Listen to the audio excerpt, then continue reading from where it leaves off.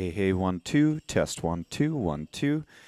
Thanks everybody for tuning in today. We will be starting in about 15 minutes here with our opening ceremonies.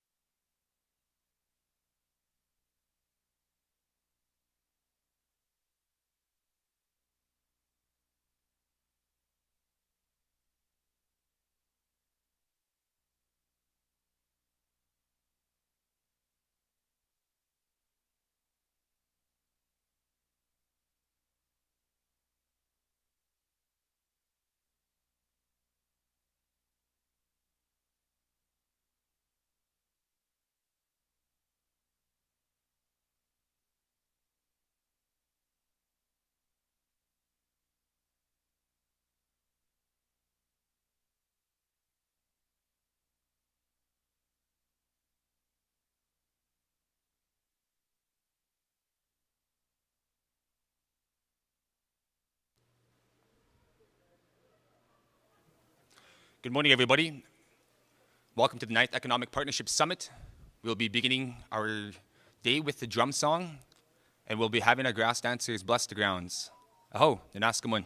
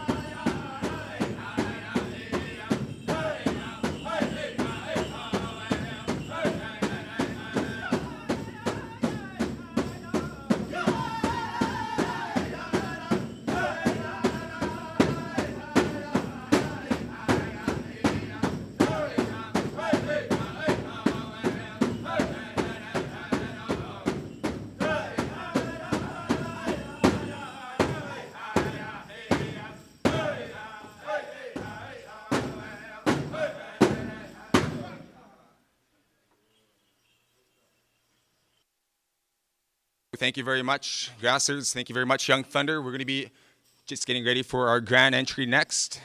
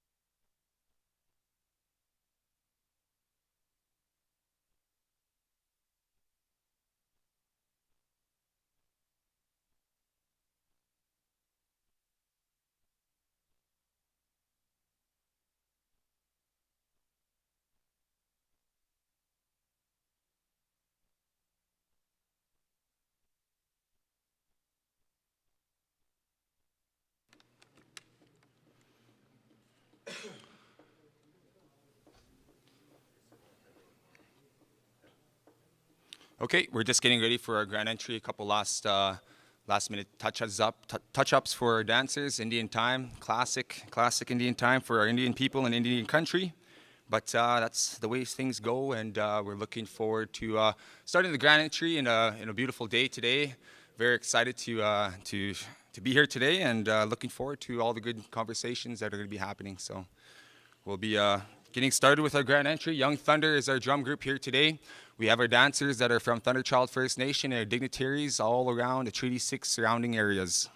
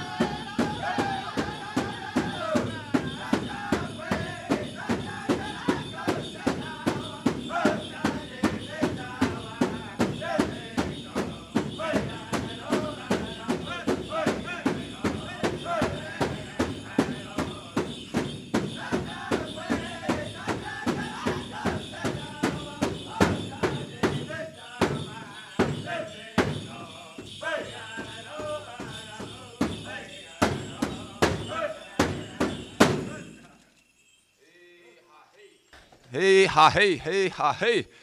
Nanaskamun, Dapwe Nanaskamun. Ladies and gentlemen, I just wanted to thank you all for being here today. I just wanted to thank Young Thunder, our dancers and dignitaries for being here, the Economic Partnership for setting this up. We will be going into our flag song. We'll be singing the Treaty 6 song. So with that, we'll be going with Young Thunder.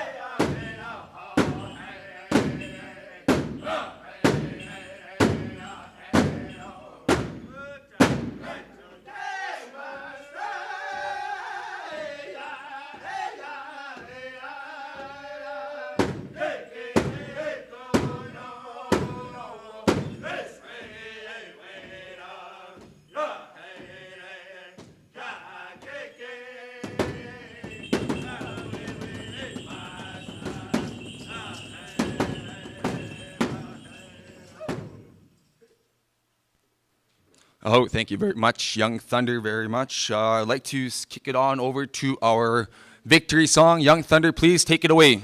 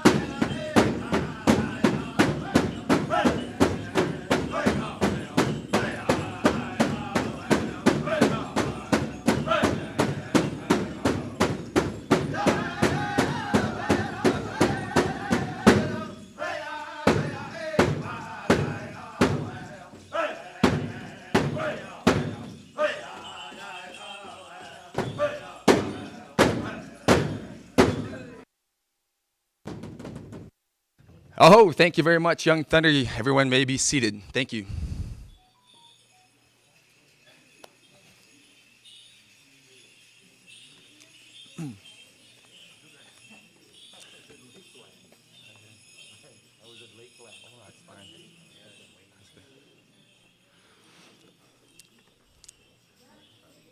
Yes, good morning, everybody.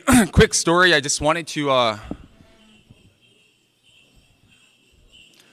share a quick story. I guess it's a good day. It's a beautiful day today. I'm always honored to be here today, especially doing things like we did this morning, involving our culture, involving who we are and where we come from into their everyday lives. Many of you know that I sing with Young Thunder, and I sang with Young Thunder for a number of years now, and it's just really good to see my brothers back around the drum, and for them to be singing again, and for us to be singing again. A lot of times we get busy in life where we have families and we have jobs and school and things like that come into a factor, and we're not able to sing as much as we did once.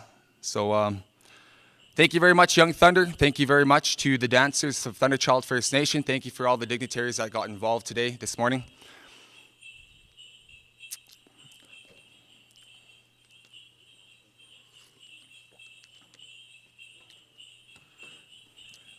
So this morning, I just wanted to thank our elder, Joe Thunderchild, for the opening prayer this morning in the pipe ceremony.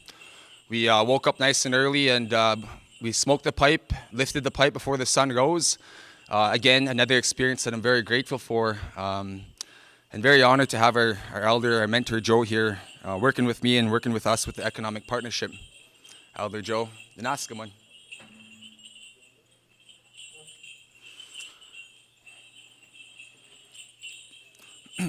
Good morning, everyone.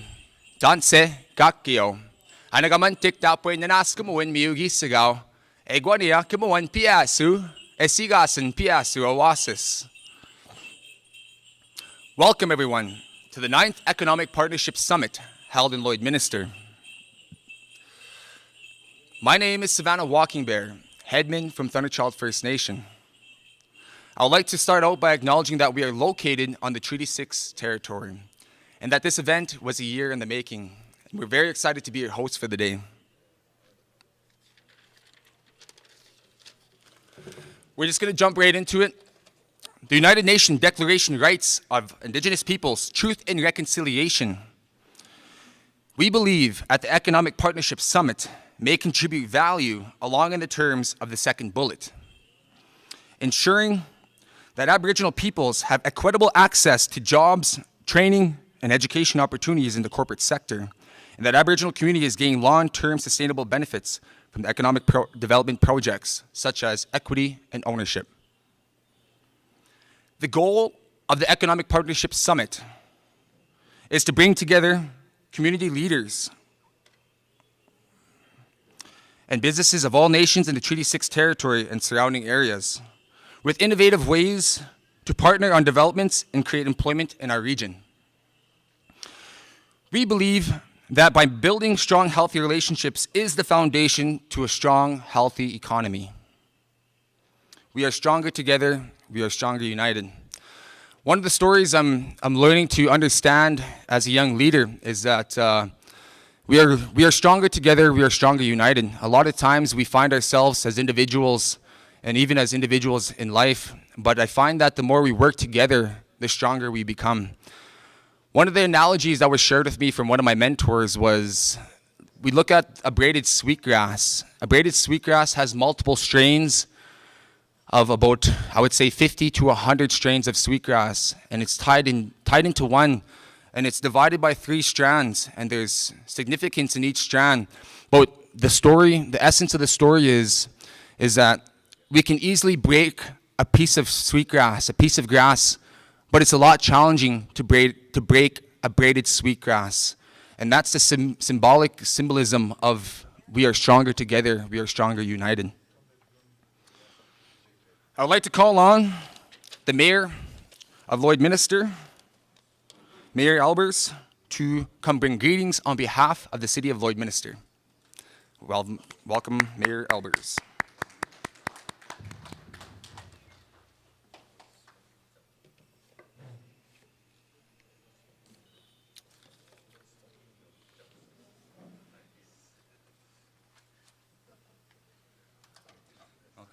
Thank you. Thank you, Savannah. And thank you to Elder Joe. It's an honor and a privilege to have you here today with us. Good morning, everyone. On behalf of my council colleagues in the City of Lloydminster, I want to thank you for joining us this morning for this year's virtual Economic Partnership Summit. Now in its 9th year, our First Nations and Lloydminster Chamber of Commerce organizers continue to bring together regional businesses, representatives from all 4 levels of government, and education institutions together for a day of networking and information sharing. Not only does this one-day summit offer networking opportunities and information gathering sessions, the Economic Partnership Summit provides opportunities for Indigenous and non-Indigenous stakeholders on the traditional lands of Treaty 6 territory to forge new opportunities and within the central west and east portions of our present-day Alberta and Saskatchewan. Strengthening these ties confirms the commitment to improving and expanding the regional's prosperity through collaboration between businesses, local governments, education institutions, and professional associations and organizations. I'll leave things here for now, as we have a busy and informative day ahead of us. I'm sure we're all eagerly awaiting to hear from today's speakers. Again, on behalf of the city, thank you again to the Lloydminster Chamber of Commerce and our Grady Treater 6 community. Thank you all for your time in putting this together, and your commitment to this event is truly valued and appreciated. I'd like to say thank you to all our speakers now, and thank you to everyone for attending this year's Economic Partnership Summit.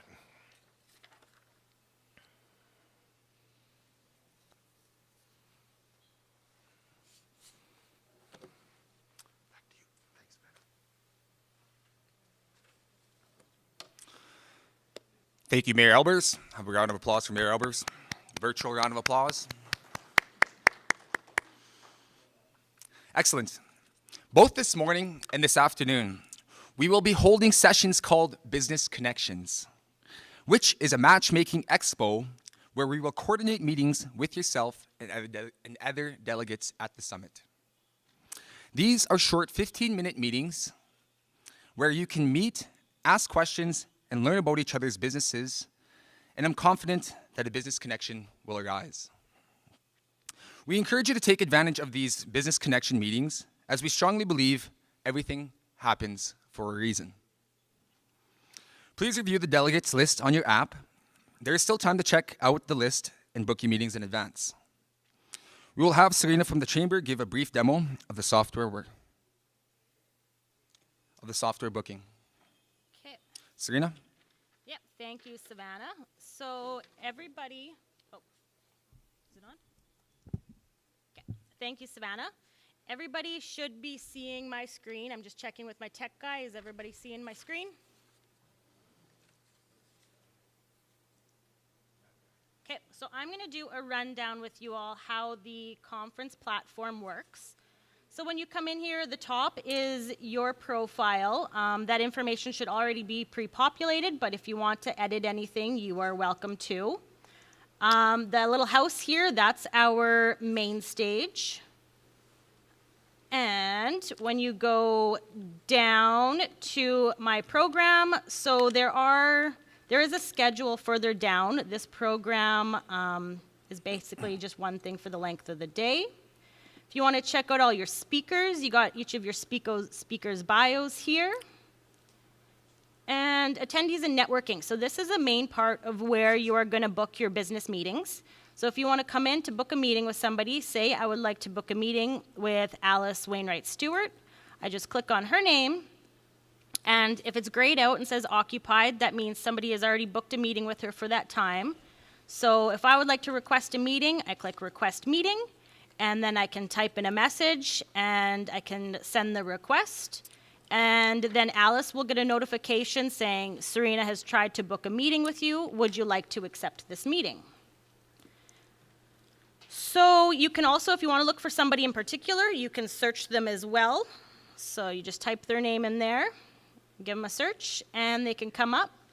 So we encourage everybody to scroll through the delegates list. It's got their name, their title, what business they're with. So if there's any businesses in here or communities you want to have a meeting with, please book those.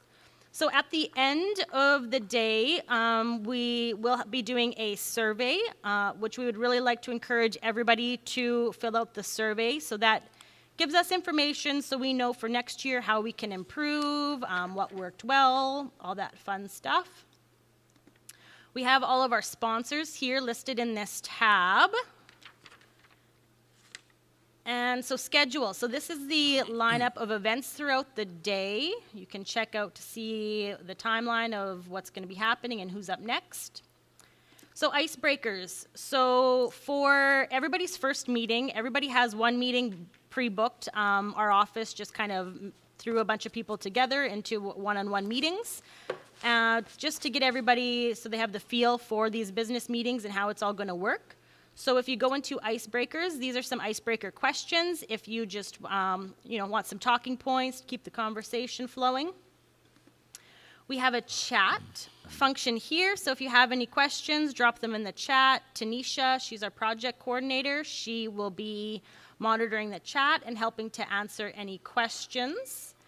If you want to see your lineup of meetings that you have, you go into program, and then there's the activities up top here. Go over to meetings, and it should have your list of meetings here.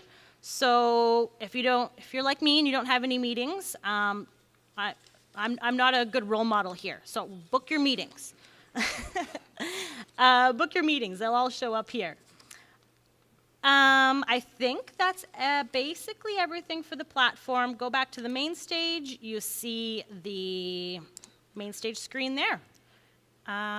Thank you, and I will pass it back over to Savannah. Awesome. Thank you, Serena. I'd just like to give a shout out to our sponsors who helped make this event possible. Diamond sponsors, Government of Alberta, the Government of Saskatchewan. Platinum sponsor, the City of Lloydminster.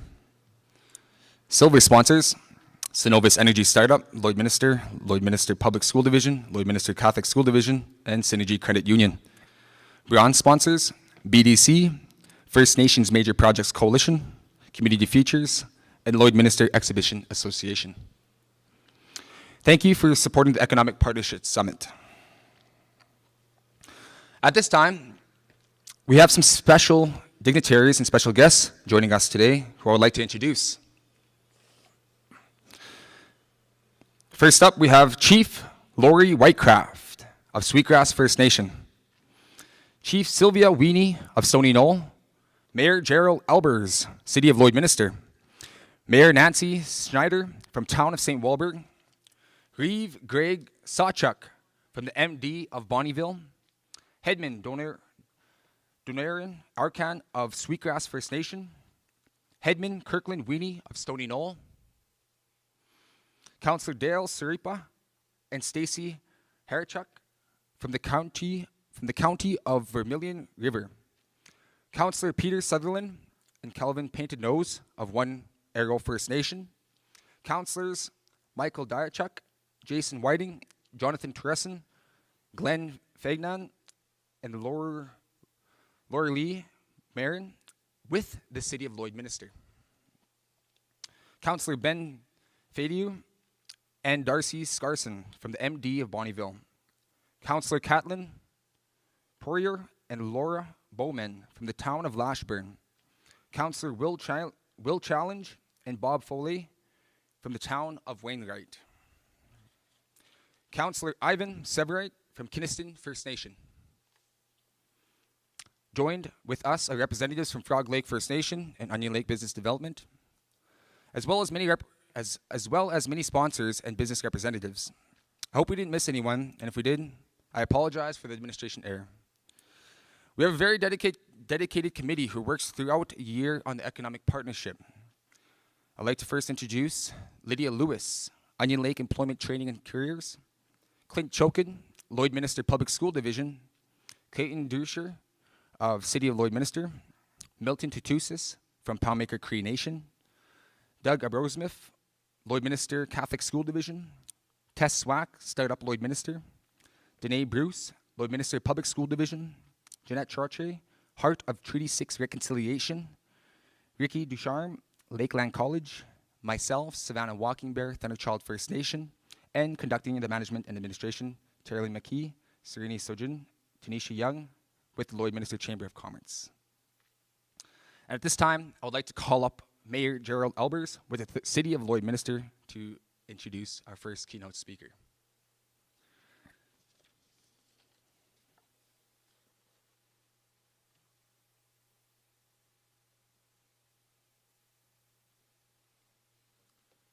Thank you again, Savannah. It's with great honor I have the opportunity to introduce today's keynote speaker, Thomas Benjo. Thomas is the president and CEO of the FHQ Developments and is from the Musqueam First Nation. His background includes Indigenous business, governance, and economic development, as well as commercial banking. Thomas is a founding board of directors member for the FHQ Developments and was named president and CEO in 2016. FHQ Developments manage Indigenous investments, partnerships, and economic development that creates the greatest economic impact where they do business while utilizing Indigenous knowledge, thought, and value systems to create a better economic future for the nations and the citizens of the File Hills Qu'Appelle Tribal Council. The FHQ Development currently manages a portfolio of 12 companies. Thomas currently serves as the chair of various committees and organizations such as the Saskatchewan Chamber of Commerce, the SIIT Indigenous Innovation Advisory Council. He is the co-chair of the First Nations University of Canada Spring Celebrations Powwow Committee and is a member of the Leaders Council at the Hill and Levine School of Business at the University of Regina. Thomas's accolades include being recognized and featured in the Globe and Mail's report on Business magazine as a top 50 changemakers in Canada. He served as the 2019-2020 United Way Community Champion. He is a recipient of the Crowning Achievement Young Alumni Award from the University of Regina in 2017. In 2015, RBC recognized Thomas as being among the top 1% of employees, earning him the Top Performer Award. He has been recognized by CBC's Future 40 in 2013 and the Red Cross Young Humanitarian of the Year in 2009. Thomas has also been recognized as a top 10 influential economic developers by Treaty 4 News, a feature that profiles business leaders, job creators, and entrepreneurs who have made a valuable contribution to improving the lives of Indigenous people through business and have helped keep Saskatchewan's economy vibrant and strong. Please, everyone, take a moment with a round of applause and join me in welcoming Thomas Benjo.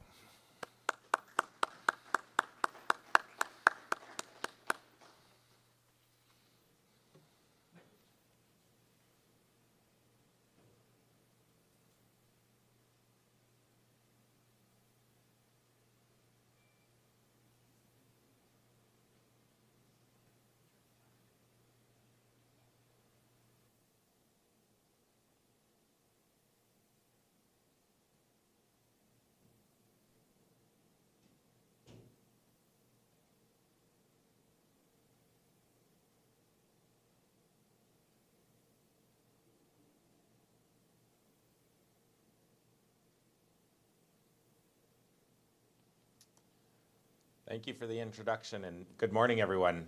I first want to acknowledge our singers and our dancers for bringing in the grand entry. It's great to hear the drum early in the morning and helping us come together in a good way. I also want to acknowledge the pipe carrier for his prayers and for helping to support the conference. My name is Thomas Benjo. I'm the President and CEO of FHQ Developments. I'm also a proud member of Muscopetang First Nation, and I'm currently the Chair of the Saskatchewan Chamber of Commerce. What I'm going to do today is I'll go through my presentation. I want to walk through partnerships in Indigenous engagement, creating more impactful relationships between non-Indigenous business and our communities and nations. What I will ask is that if there are any questions, please just put that into the chat function in the live stream, and I'll try to answer your questions towards the end of the presentation. So I guess where to start, FHQ Developments, we've been established since 2010. We are owned by the 11 nations of the File Hills Qu'Appelle Tribal Council in beautiful Treaty 4 territory. And we represent 5 linguistic groups or tribes in this territory, the Dakota, Nakota, Lakota, Saulteaux, and Cree. And we also represent 16,000 plus citizens within our territory. So very, very proud of our communities and the work that we do to create greater economic livelihood for them. Inside of our organization, we're actually split into 3 divisions. So we have our investments and partnerships, which is focused primarily on creating business opportunities, either through acquisition, investment, or through partnerships created with various organizations that help to give us capacity as an organization to be able to do the work necessary within the market. The second division that we have is we have an economic development division, which actually focuses on how do we build the Indigenous business ecosystem around us as we have success from a corporate perspective, how do we ensure that we're bringing our nations, how do we ensure that we're bringing our citizens along with us in that journey and try to create opportunity for them as well. And there's also a lot of work around training and advocacy and the development of resources to help our communities strengthen their positions in business. Now, the third division for our organization focuses on Indigenous HR solutions. And so Tokara HR Solutions is our company, and they're focused on trying to ensure that we grow our Indigenous people vertically. And so that, we're not just creating an opportunity just to participate, but we're actually trying to move people in their careers and trying to develop them into the leaders that we know they are. And so we work with a number of organizations where we try to put that talent to work, or we're putting that talent to work within either FHQ developments or our companies that we've created over the years. So that is the structure in which we've developed our development corporation over the years. In our history, if we were to take a step back in why we created the Development Corporation in the first place, there's three things we are trying to focus on as an organization. One is Indigenous wealth. How do we build Indigenous wealth? And Indigenous wealth is different than wealth as we see it in Western terms. Wealth, in a Western definition of wealth is, how can I build wealth for myself? How can I build wealth for my family? And, what type of a legacy am I going to leave? Versus Indigenous wealth, which is what impact am I going to create for my community? What kind of livelihood are we going to create for our community members? How do we ensure that we are bringing everyone along with us on that journey? The second thing we wanted to focus on was sustainability. How do we ensure that we create businesses that are sustainable, that will be around for a long time, and that are not just project-based or very, very short-term aspects. We want to be able to develop these businesses long-term, and we want to be able to carry these businesses forward for our youth that will eventually come in and lead these organizations. The third piece is livelihood, and livelihood is very important for us in that when we think about the wealth generation that is created, we're also creating better livelihood for our people. And so there's a greater measure to that in which we are able to create more opportunity. And when we look at our own families and we're quite proud of our relatives that are out doing very well in their careers. It creates opportunity and builds up an acknowledgement that we can do these things and that we can lead in new careers and help to create a path forward for our younger generations that are coming. So livelihood is a very important aspect of our organization. When we look at some of the best business practices of our organization, some of the things that we looked at when we created the Development Corporation, we looked at good governance. We had to have a basis of good governance. So how do we make sure that we structure the decision-making processes and having the right individuals on our board to be able to lead in capacity and be able to help lead in strategy for the organization. So we have a number of independent board members, and we also still maintain some of our leadership from our communities on our boards. And so what that does is it brings both the corporate perspective and the community perspective of understanding and acknowledging the important decision-making that needs to happen when we're involved in business. And so having those aspects and that acknowledgement is very, very important for us as an organization. We, as an organization as well, we looked at a number of business cases when we were developed. We looked across Saskatchewan, we looked across Canada, We even went as far into the US and had a look at some of the nation building aspects that were being created through the Harvard business model. And we took all of the business cases and learnings, and we developed the foundation for our organization, which we've been able to grow our enterprise over the years with no investment from our nations, but a commitment to working together.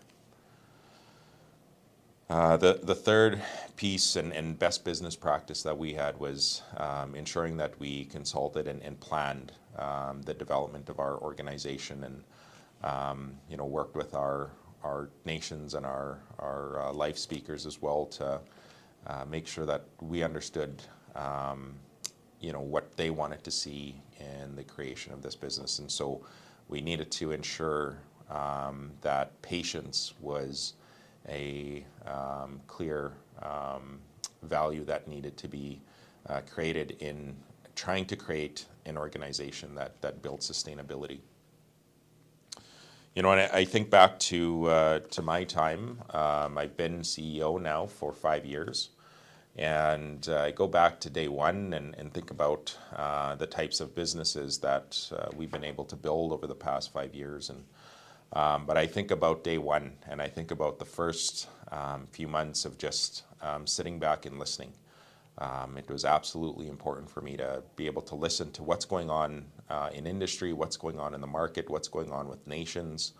Why aren't we seeing as much success as we should because of the amount of participation that we've had over the years.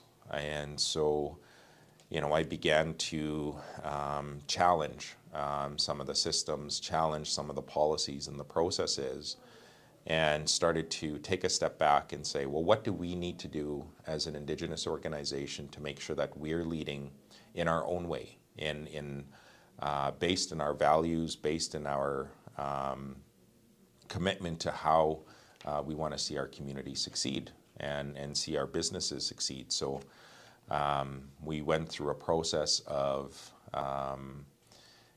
laying out specifically the type of relationships that we wanted and the type of outcomes we were expecting from our partners.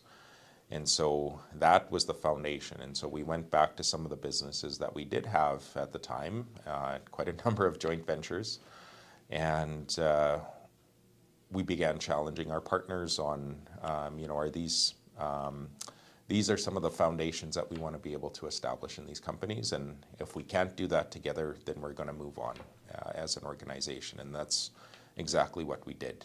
We did leave a number of relationships in favor of our new model that focuses on Indigenous economic impact and focuses on how we build sustainability and livelihood in the business models that we've created as an organization. So it was very, very important for us to do this.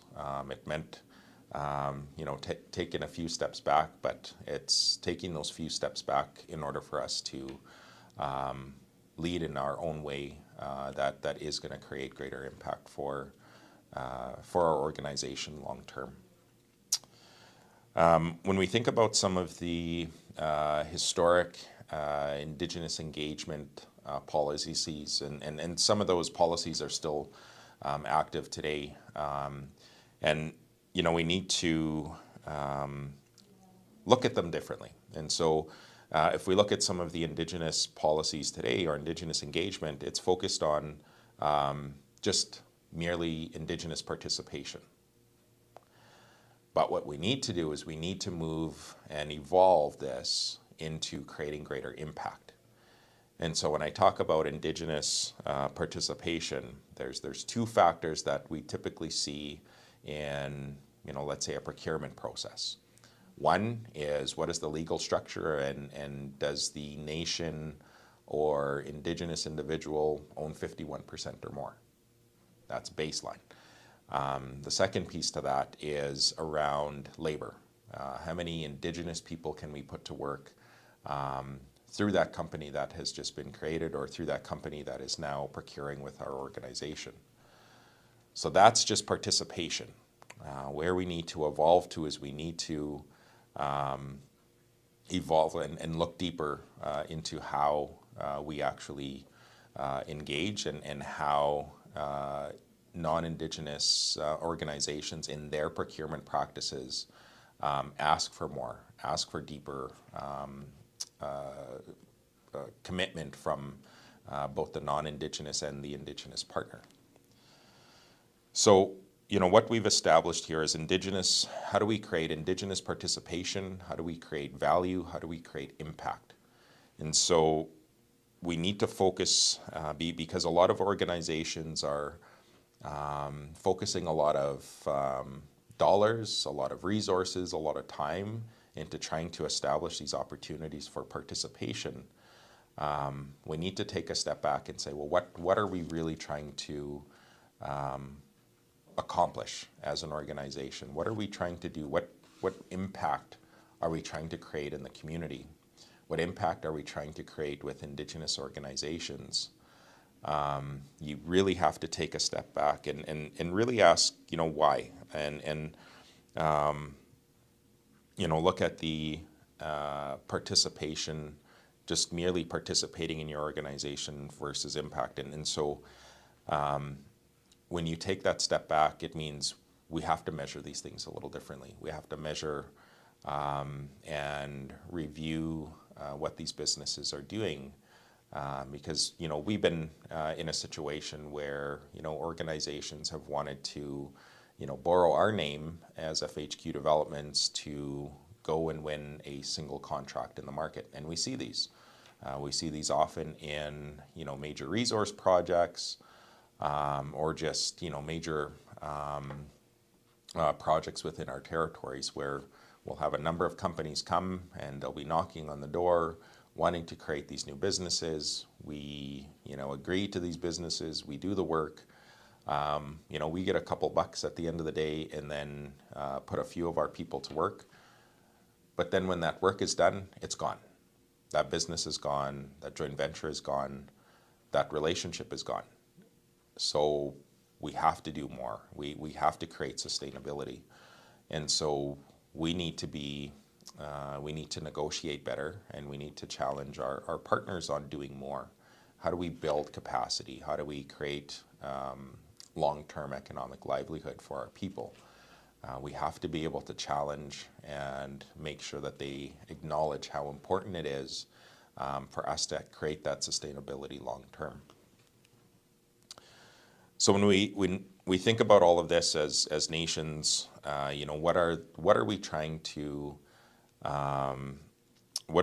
accomplish as organizations? I think there's three things, and I spoke about them already. It's capacity building. How are we ensuring that we are learning, that we are taking all of that capacity that our partners have and being able to perform that same type of work for ourselves? How are we ensuring our people are being trained and upskilled and are able to move vertically in their careers when those opportunities arise, to become leaders in that industry and to become leaders with that type of work that's being done? We also look at sustainability. How do we ensure that the business that we're going to create with a partner is going to be around for many years to come? Which means we have to do a bit more due diligence on the relationship that we're building with our partners. And we have to absolutely make sure that, is this a business that we want to be a part of? And can we build a long-term business together? And there are other legal structures that you can structure around these things to test out a relationship. You can have JVs to, test out a partner, make sure you understand their commitment, make sure you understand how they function. But in a lot of cases, and in our case as an organization, we focus a lot on the limited partnership structure to be able to hold our partners to more account and to actually create a business entity together that has assets, that has growth expectations, that has human assets as part of that business. And so those are more important legal structures that we need to evolve to. We go back to impact. how are we going to create impact in our community through that business relationship that we're forming? How do we hold our partners to account to make sure that they're living through on those commitments? When we think about Indigenous economic impact and how do we measure how we do this as an organization?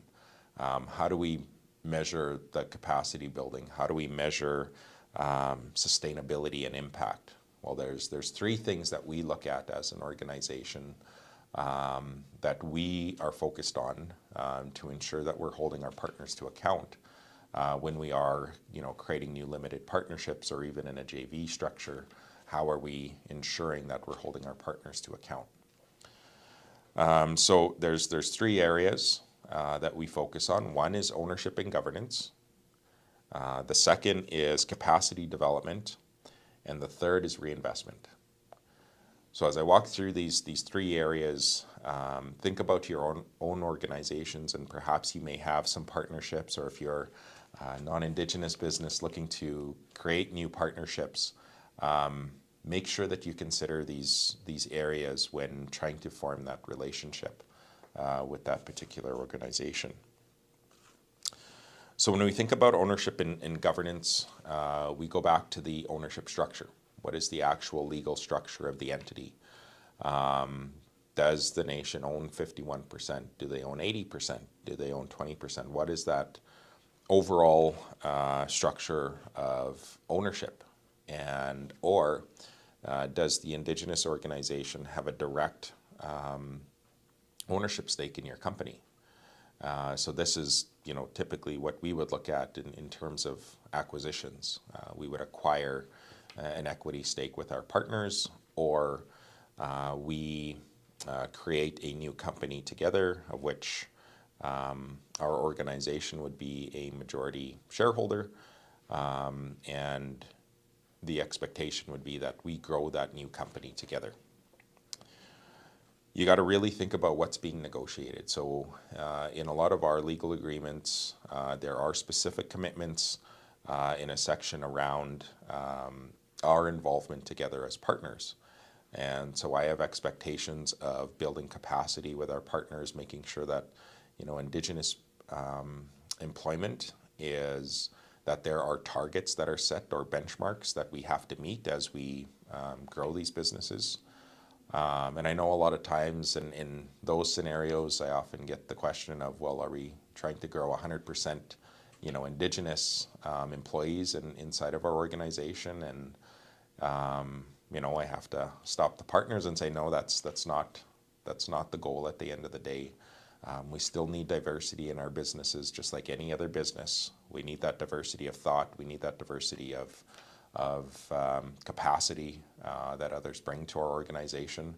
But there needs to be a deeper commitment on how we grow our people in the organization, so that we don't hit the glass ceilings that we often see with other organizations, or that there's no opportunity to develop and create new skill sets or be trained. And so we have to hold our partners to account on some of those things that are being negotiated within the legal agreements. We look at the governance structure. So we built our business based on good governance, and we have to do that within these organizations. So what is the makeup of the board? How are we putting our own people, our own community members that have the backgrounds necessary to weigh strong thought process within that business? How do we make sure that those individuals are serving on our board? How do we ensure that some of our youth, our young people that are coming up in university, how do we ensure that they're going to be able to participate and be a part of those boards as well, so that they can build their capacity over time and become leaders from a strategy perspective of the organization? So there's how do we structure good governance when we do create those entities together. Some of the other things that we think about is who are the beneficiaries for us as an organization. Ultimately, our 16,000 plus citizens are the beneficiaries of the businesses that we are creating.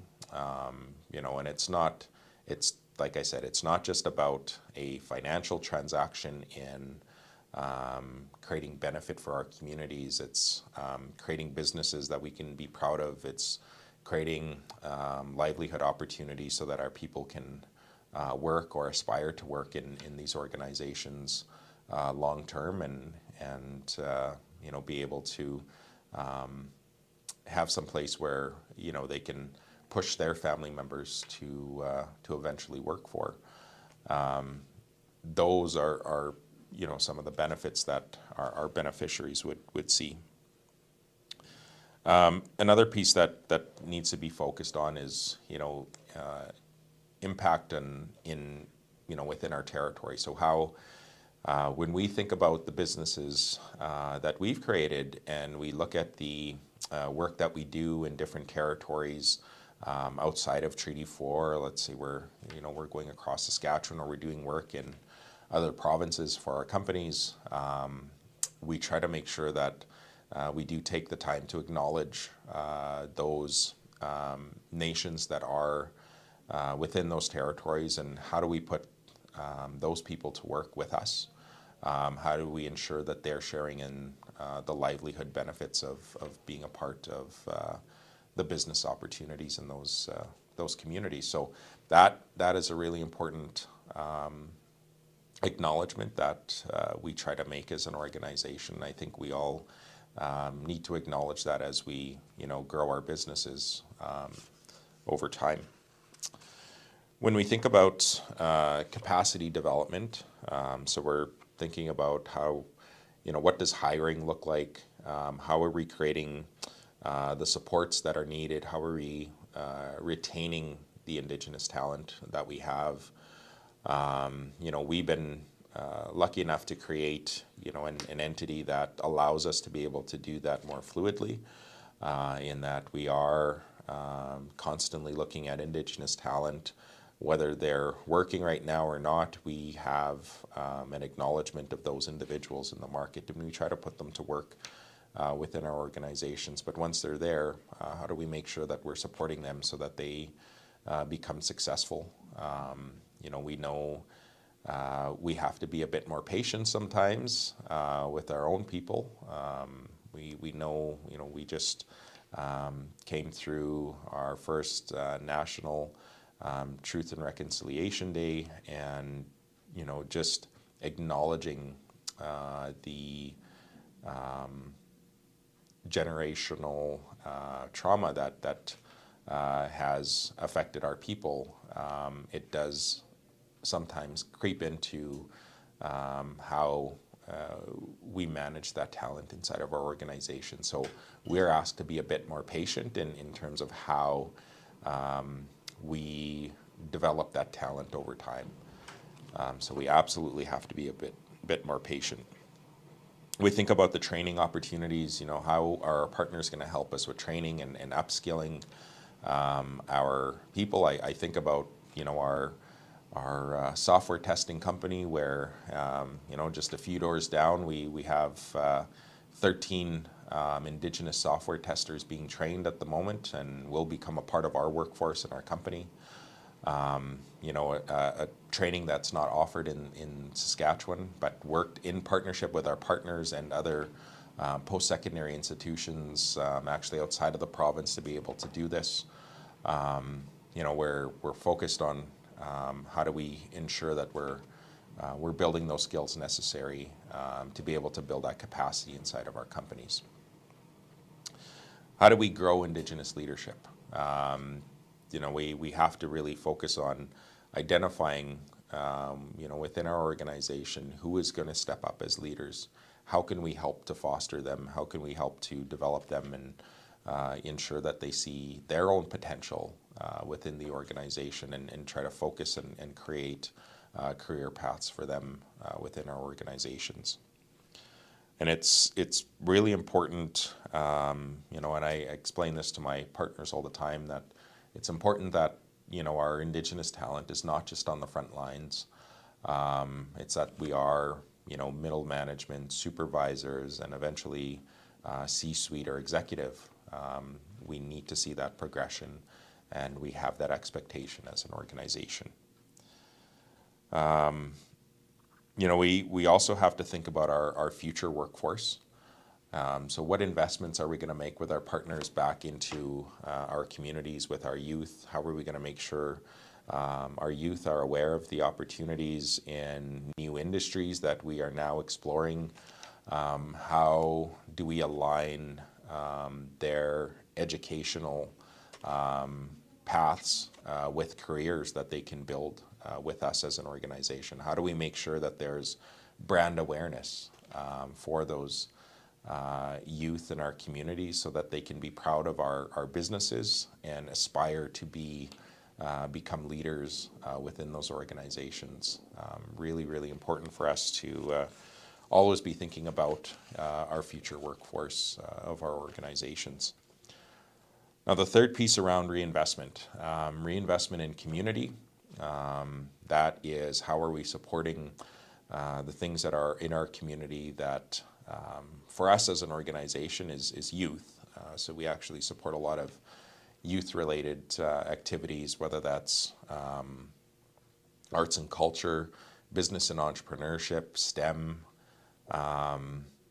It's really important that we support these programs that are in the community so that we're able to give greater benefit for our youth to be able to do the things that they enjoy and become leaders in some of those areas, and hopefully through that support in the community, they eventually see themselves in our organization as well.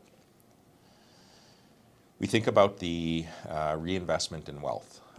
So this is where the value of having patience is really, really important.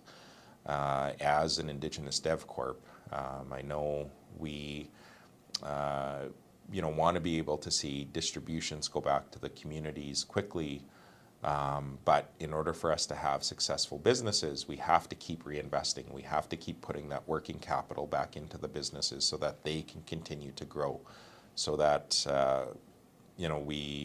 we don't stifle the opportunity for their growth as a business, and that as a development corporation, that we have additional capital available to be able to continue to reinvest into new companies and help to diversify the portfolios that we have of different industries and businesses that we have. So it's really, really important to have patience, and that wealth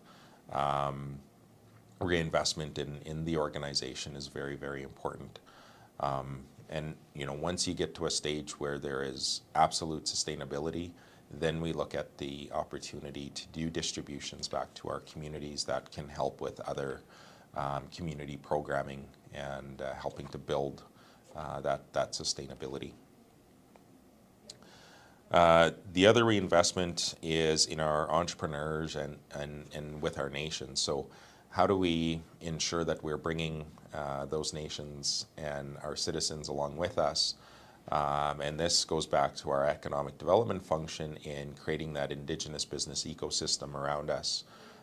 We have to, reinvest in the resources that are necessary, build those relationships in the community, and, not so much hold hands of our people to be successful in business, but to give them the necessary tools and resources to be successful on their own. It's absolutely paramount and important that if we're going to build success in business, that we have to do this on our own. But when we have all of those necessary resources and tools and business cases and best business practices available to us, the more success I think we're going to see as organizations. So that's really, really important. When we go back to nations, so what do nations need to focus on when they're developing partnerships, when they're developing those relationships? I can't stress it enough, but acknowledging our own value systems. And as nations, we all have different value systems in how we translate that into business. How do we make sure that that is at the forefront? How do we make sure that the organizations that we're working with or non-Indigenous business that we're working with acknowledge those values? And how do we create that alignment so that we better understand one another and that we're able to accomplish the things that we're setting out to do with one another? So it's really, really important for us to bring that value system forward. The second piece would be, setting vision and building the team around you that has that same vision. It's so important to have, we think about, do we need, a whole team of Indigenous individuals to be able to, carry that vision forward? Not necessarily. We need people that are aligned with our value systems. Just like in our businesses, the people are really important. The work culture that we're building is very, very important. And so how do we make sure that we have the right people around the table that are helping us to move this forward? It shouldn't be just the Indigenous partner that is speaking on behalf of our Indigenous value system. Our partners should have that capability of being able to explain themselves and how they see themselves in our value systems. That only creates an even stronger business and a stronger commitment to the businesses that we create with one another. So I think that's absolutely paramount in having not only the right value system in business, but the right value system in people to help lead that. And I know as Indigenous organizations, we place a very high value on relationships. When we have our gut feelings about, is this going to be something that's good for us or not? Am I being dragged along, or is this individual or organization working alongside us and taking the time to listen and really understand who we are as an organization?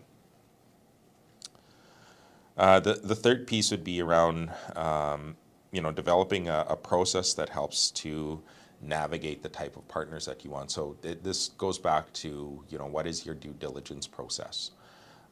So there's due diligence processes and how we navigate a relationship from a business perspective, and is that business going to be successful? What are the opportunities? What are the strengths of it? What are the risks that we would take with that type of business venture? Those are all our typical due diligence. But when we look at partnerships, it's a little different. It does absolutely require more patience, and it absolutely requires more commitment to negotiations. And I think of some of the negotiations that we went through with our partners, that have sometimes doubted our capability of growing our businesses quickly. We eventually had to just ask them to trust us, trust our process, trust our business model, and we will demonstrate the success that we speak about as an organization. I know, some of the questions that, I would get sometimes from partners or organizations looking to do business with our organization is, well, if I do business with you, can we just limit it to the territory that you're in, within Treaty 4 territory? And, we have to tell them to take a step back and think about that for themselves. Would you go and create a business that only operates within a certain geographical territory? Well, you wouldn't, because you would quickly find out that there's very limited opportunities within that territory. And yes, there may be some opportunities today, but over time, it's going to go up and down in terms of the types of opportunities that you can create. So how do we ensure that, we're thinking bigger picture, and we're thinking, much larger opportunities in the market, and, and let's not be so finite on just focusing on the quick wins. Let's focus on how do we develop strategy and business opportunity long term, and how do we look at other capacity development opportunities for new lines of business and in the business we're creating together. And so, we have that opportunity to now open that door and explore opportunities far beyond our traditional territories that we sometimes allow our non-Indigenous partners to box us into. So you really have to push. So that's just one example. Or there may be examples of developing an Indigenous talent.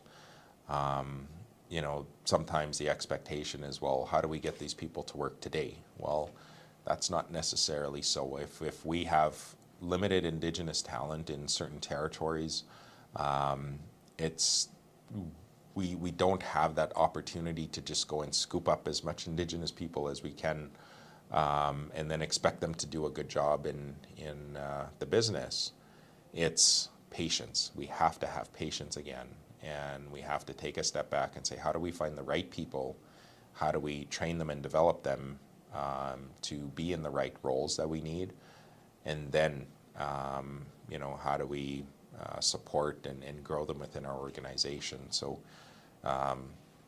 we have to take that step back sometimes and make sure that we acknowledge those. But it should be that, we're talking equally as partners at the table, and that we're ensuring that we're bringing that voice to our Indigenous participation on projects. One of the other really interesting things, and one thing I'm very, very proud of, and working with the Saskatchewan Chamber of Commerce, has been the creation of our Indigenous Engagement Charter. It's the first of its kind in Canada, and I think back to, why did we want to do this as a chamber? And, we're talking about partnerships, we're talking about relationship building between nations and non-Indigenous business. And that was the premise. What we said was, we keep getting these situations where organizations are telling us, well, I don't know how to work with a nation, I don't know how to work with a development corporation, but I want to create an impact as a business. And so what can I do? What do I need to do to be able to successfully create those relationships? And so the work that was done was we created a 90-day task force. I co-chaired, and we brought many business owners that had, both from the small, medium-sized enterprises to large corporate. They all had a part within the task force to challenge the charter and to ensure that we had a deeper understanding of, what are some of those barriers, what are some of the things that resources that are needed. And, we successfully created an Indigenous Engagement Charter in a 90-day period. It was quite interesting going through that process, but what we wanted to ensure by having this charter in place was that non-Indigenous businesses now, they can't have an excuse for not engaging. There are resources there that are free and that help to build knowledge and give access to the tools and resources that those organizations can use. And whether you're a small business in a very, very rural part of Saskatchewan to a large corporate in Regina or Saskatoon, there are things that you can do, and there are ways in which you can engage and do it and customize it to what resources you have as an organization. So we didn't say that there's a one-size-fits-all to this. What we're acknowledging is that, take a look at yourself as an organization, as a business, and say, well, what can I do? What are the little things that I can start with? and where do I want to get to? And so there's actual plans in place that, you know, will be reviewed with the business and our Director of Indigenous Engagement. And, you know, when you're struggling to find a resource, when you're struggling to try to make a commitment, but, you know, don't know where to look for the solutions, our Director of Indigenous Engagement is there to help you and to help walk you through some of that process. And I think about, you know, before we even get into going down this path, what's really, really critical in going down the path first is to educate. And so we look at the training opportunities that happen in Indigenous engagement or Indigenous awareness training for organizations, and, you know, quite proud of how many people from the business community that the Sask Chamber has been able to train and you know, go through and have some of those tough conversations and learnings about you know, the Indigenous awareness in our communities. But that's helping to set a foundation of being a bit more open-minded about what we can and can't do as a business community. And so all of these resources are there. So from an engagement perspective for non-Indigenous businesses, this is an opportunity for you to utilize that resource and to help build your relationship in community. So I absolutely would recommend taking the opportunity to look at those resources and implement them into your organization. The other piece I know that we've been working on as a chamber for our business community has been around obviously our National Day for Truth and Reconciliation. You know, the team did a great job in providing resources, and it wasn't just our Saskatchewan businesses that were accessing the resources there. We actually had quite a number of organizations from across Canada accessing those resources. So, you know, there's really is no excuse. The resources are there, so take advantage of them. And if you do want to become a charter member and make a real commitment and have somebody hold you accountable to the commitments that you are willing to make as a business, that's what the charter is there to do also.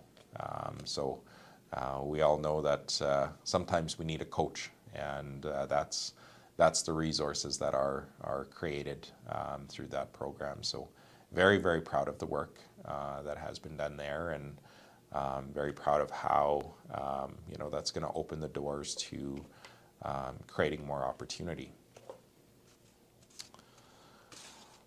Well, that's the end of my presentation, but I don't see any questions. So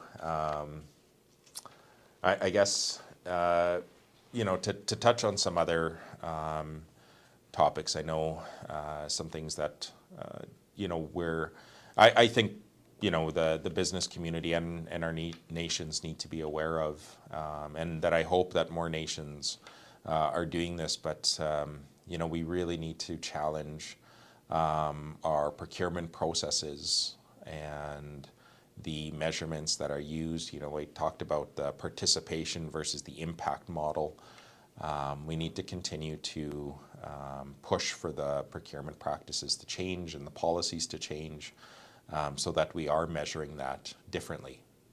You can't measure, you know, an organization that is very committed to community versus an organization that is committed to just collecting a dollar at the end of the day. We need to be able to do more. And, you know, we strongly believe that when we are being more impactful for our communities, there's going to be so much more benefit that we're able to create, and so much more economic prosperity that we're able to share with our nations. And it's not just, you know, our nations that benefit in our business success. It's actually it's our community in general. You know, I know I've brought this up to the chamber over the years, and even before I became CEO, and I always explained how our Indigenous organizations create greater impact in our community, and there's actually greater return to the Saskatchewan economy through the Indigenous-led business models.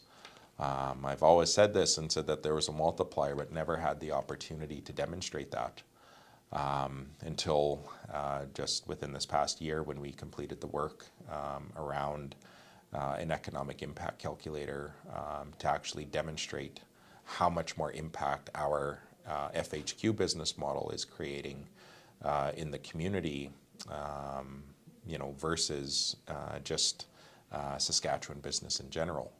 I think if we were to go back to SIMSA and some of the work that they did, some of the research, they were demonstrating the economic impact of organizations that were coming to do business in Saskatchewan. So any business from outside of Saskatchewan doing business here, winning contracts, it was 39 cents on the dollar. That goes back to Saskatchewan economic impact. And if we looked at local suppliers within Saskatchewan, it was $1.51 back to the Saskatchewan economy. And when I compared our Indigenous economic impact model for FHQ developments, we were able to demonstrate, based on the industry, $2.50 and up to $4 of economic impact. So it's very, very considerable. So if we're winning a $100,000 contract today, $250,000 worth of economic impact is going to happen in Saskatchewan. So that's why we speak about impact and why it's so important. And it's because of the structure, it's because of the governance and capacity structure, the capacity development, the reinvestment, all of these things. When we think of ourselves as nations, we're not taking our dollars and going out and reinvesting outside of Saskatchewan. And that's why the dollar sticks around here so long and it creates even more of an impact. We're not investing outside of Saskatchewan. We're keeping it here, and we're creating benefit within our own community, both Indigenous and non-Indigenous. So we really need to rethink our entire procurement system in trying to demonstrate impact versus what's the lowest cost that I can pay for a product or service.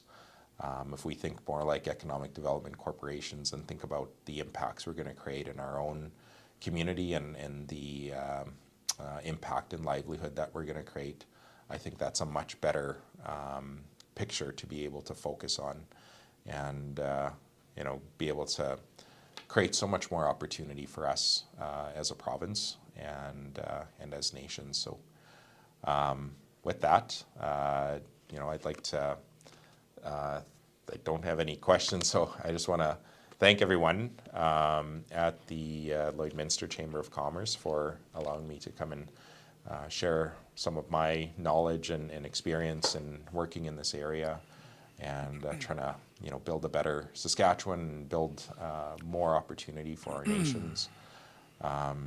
So thank you again, and I'll turn it back over to you. Awesome. Thank you very much, Thomas. I have a quick story about Thomas before we move on. I remember I was at a conference. I believe it was at Saskatoon Inn, and I seen this young man. He's tall, dark, and handsome. He was looked like a strong businessman, and I was just standing there observing, and I was just thinking to myself, man, this guy's must be pretty smart. This guy must know what he's doing, and yeah, just by hearing your presentation there, Thomas, I confirmed you are intelligent and you do know what you're doing. So thank you very much, Thomas, for taking the time today, joining us with the Economic Partnership Summit. I'd like to move on. We're going to cut straight to Serena for a quick demo. Serena? Okay, so Cody, I just want to confirm they're seeing my screen. So I just want to let everybody know of just a little glitch we're kind of having in the system. So for meetings, I've been receiving some messages that people are trying to book meetings. And say, like, for example, they're even trying to book meetings with me and I wasn't getting notifications. So periodically throughout the day, I would say every half hour, everybody should kind of just refresh your browser. You won't really, like, you'll still be able to come back to the main stage. You can still watch what's going on, but it will refresh your meetings. So then go into Program and click Meetings here, and then you will then be able to see the pending meetings. So sometimes the pending meetings aren't coming up unless you actually refresh your browser. So go into there, approve those meetings, and yeah, so just do that about every half hour, please. Okay, thank you. Back to Savannah. Awesome. Thank you very much, Serena. Hope everyone's enjoying their morning so far. I just want to move on. We are 5 minutes behind schedule, but we are catching up slowly. But moving on, we are with Nilo Edwards. I'll be sharing some introduction with Nilo. Nilo Edwards is the Executive Director of the First Nations Major Projects Coalition, a national First Nation-led, non-for-profit business capacity organization. Nilo joined the organization as an executive director upon establishment in 2017. He is responsible for the overall organizational strategy, including management of the technical services provided to the coalition members to assist them in participating in major infrastructure projects on a commercial basis across Canada. Prior to this role, Nilo served as an advisor to the First Nations Financial Management Board, one of the institutions created under the First Nations Physical Management Act. In 2019, Nilo was appointed to the University of Ottawa's Positive Energy Advisory Council for the Canadian Energy Policy. In 2020, he joined the board of directors of the Canadian Council for Public-Private Partnerships. Ladies and gentlemen, I would like to welcome Nilo Edwards. Good morning. Thank you for having me here. And I want to acknowledge that had we been in person, we'd be gathering on the traditional territory of Treaty 6. I am speaking to you from my office in Vancouver, located on the Coast Salish territory, the traditional territory of the Musqueam, Squamish, and Saber-tooth peoples.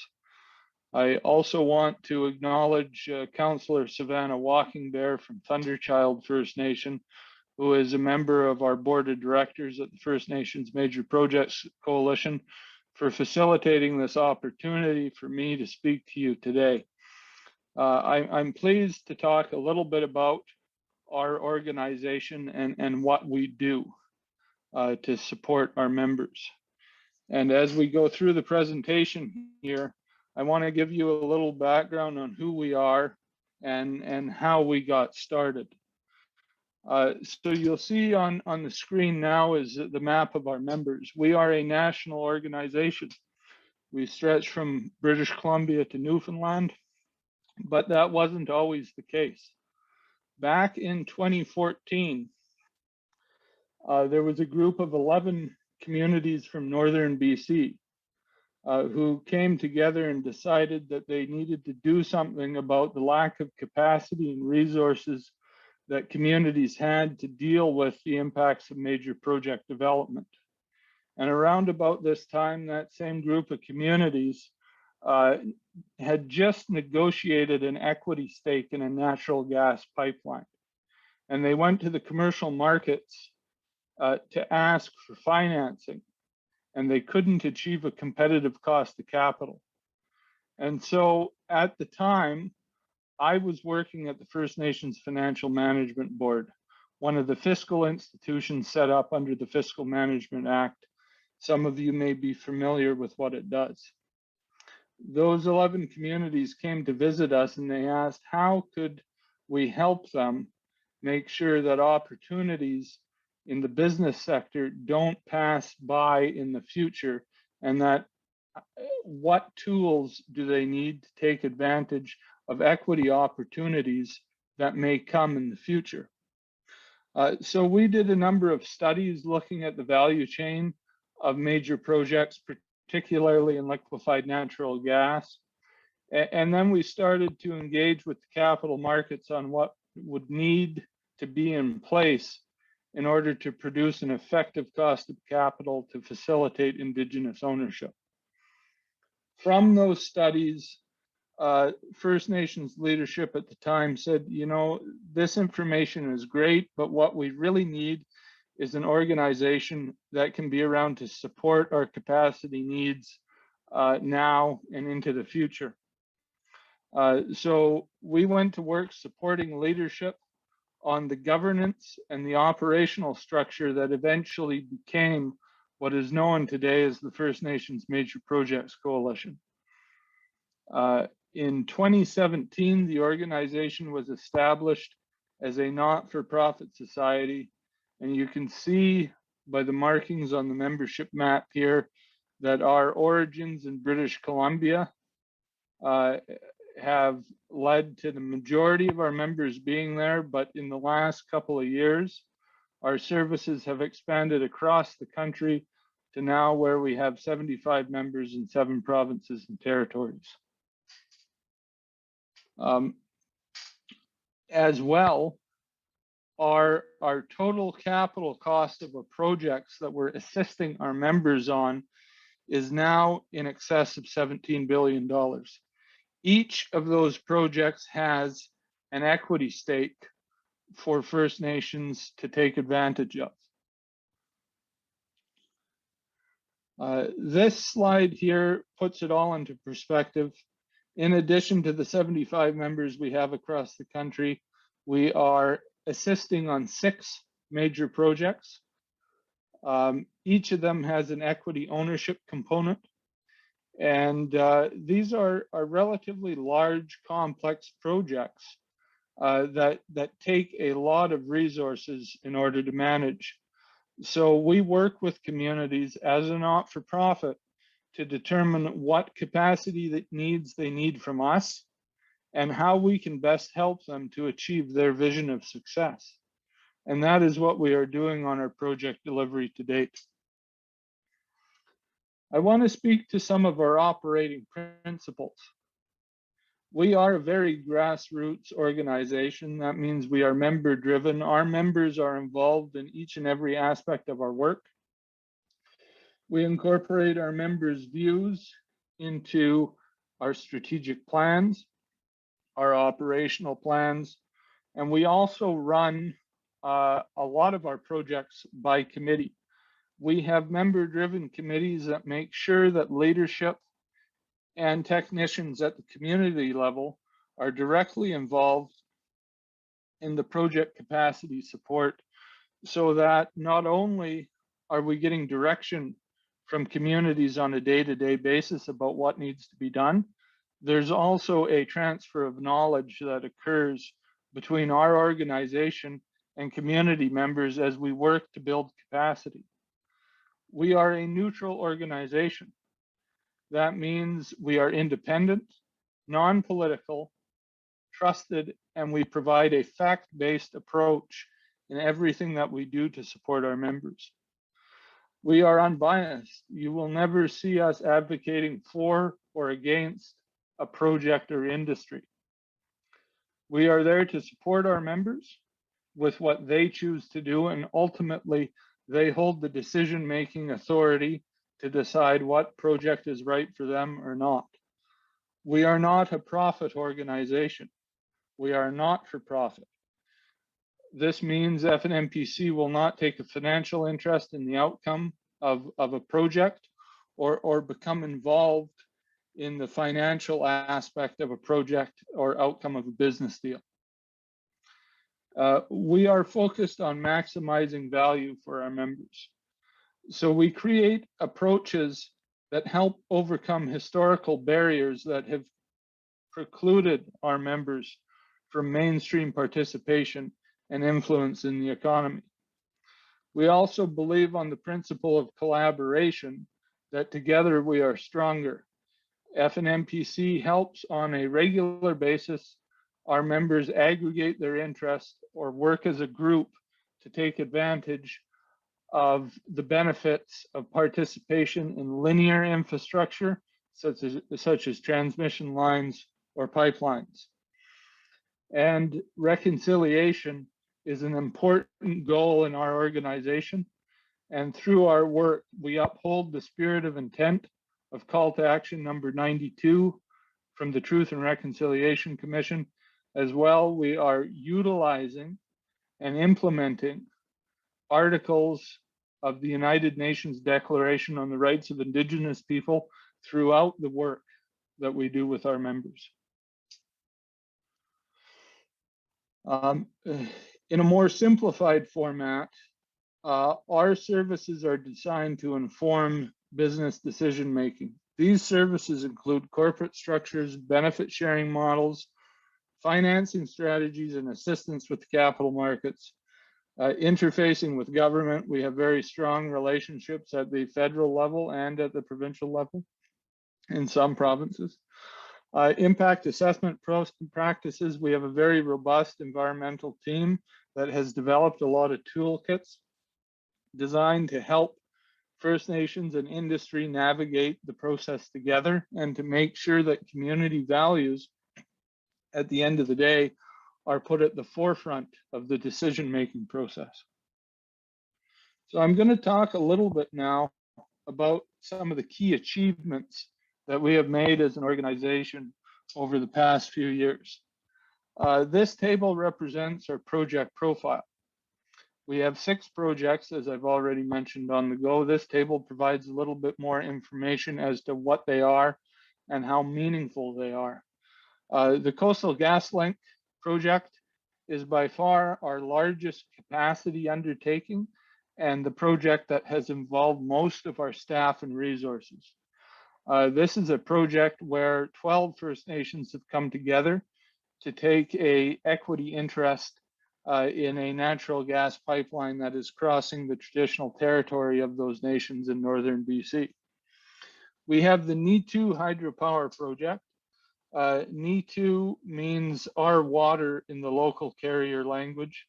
There are 4 carrier First Nation communities involved in the project. Capital cost is around $300 million. This is a pretty interesting project as the dynamics of it marry economic development, environmental reclamation, and reconciliation together in one project. And I'll speak a little bit about that more later. Chatham-Kent to Lakeshore Transmission is a transmission line project that we have in southwestern Ontario. We are supporting right now one of our members in acquiring equity in that project. There are up to 4 other First Nations who are also impacted by the project. The Blackwater Transmission Line is a transmission line project in northern British Columbia. There are 3 First Nations impacted. We are working with them to ensure that the nations get the opportunity to become an equity owner in the project. And just about a month ago, the nations as a consortium were awarded a guaranteed price contract to construct the transmission line as well. So they are in the benefits in terms of the contracting and procurement side of that project as well. Tudaka geothermal. Tudaka in the Dene language means water and steam. It is wholly owned by the Fort Nelson First Nation. Once it is on the market, the geothermal project will be the only 100% Indigenous owned geothermal project in Canada. And we're thrilled to be involved in this one. And our newest project is Newfoundland and Labrador LNG, where our members in Maui-Bakeg First Nation have an equity interest in this project.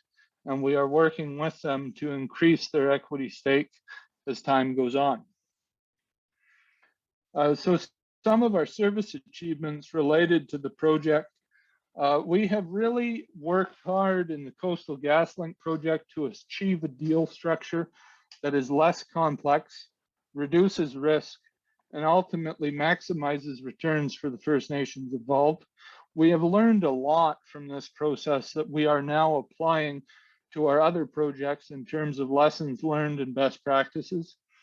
On the Nitu hydropower project, we have assisted the 4 communities in establishing a limited partnership, and we are now targeting government program assistance to help pay for technical studies that need to advance the project. On the Chatham-Kent to Lakeshore transmission line, FNMPC has been successful in advising our members on how to increase their capacity funding from the proponent, and we are actively supporting their ability to increase their equity share in negotiations with Hydro One. I will also say that we have been very active in supporting them on the regulatory process as well, with traditional knowledge and traditional use studies. Blackwater transmission, again, as I mentioned earlier, we are working to support the First Nations abilities to own and operate the transmission line. There's also a tie-in to the Nitu hydropower project in this case, as the potential off-taker for the hydroelectricity from Nitu hydropower would be the Blackwater gold mine. Tutica geothermal, FNMPC helped the Fort Nelson First Nation secure a $40 million federal development grant for the project. That was a hugely successful thing and has allowed Fort Nelson First Nation to advance the project. And as I mentioned earlier, we are working to support Mayoral in their ability to increase equity participation in LNG Newfoundland and Labrador.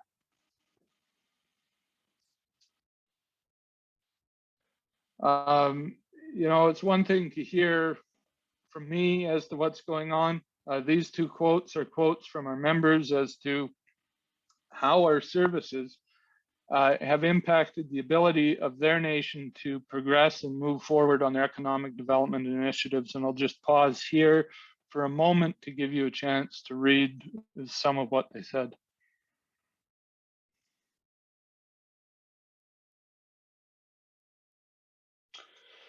So, challenges facing Indigenous investment. I do want to, as well as describe the opportunities, talk about some of the challenges that our members are facing.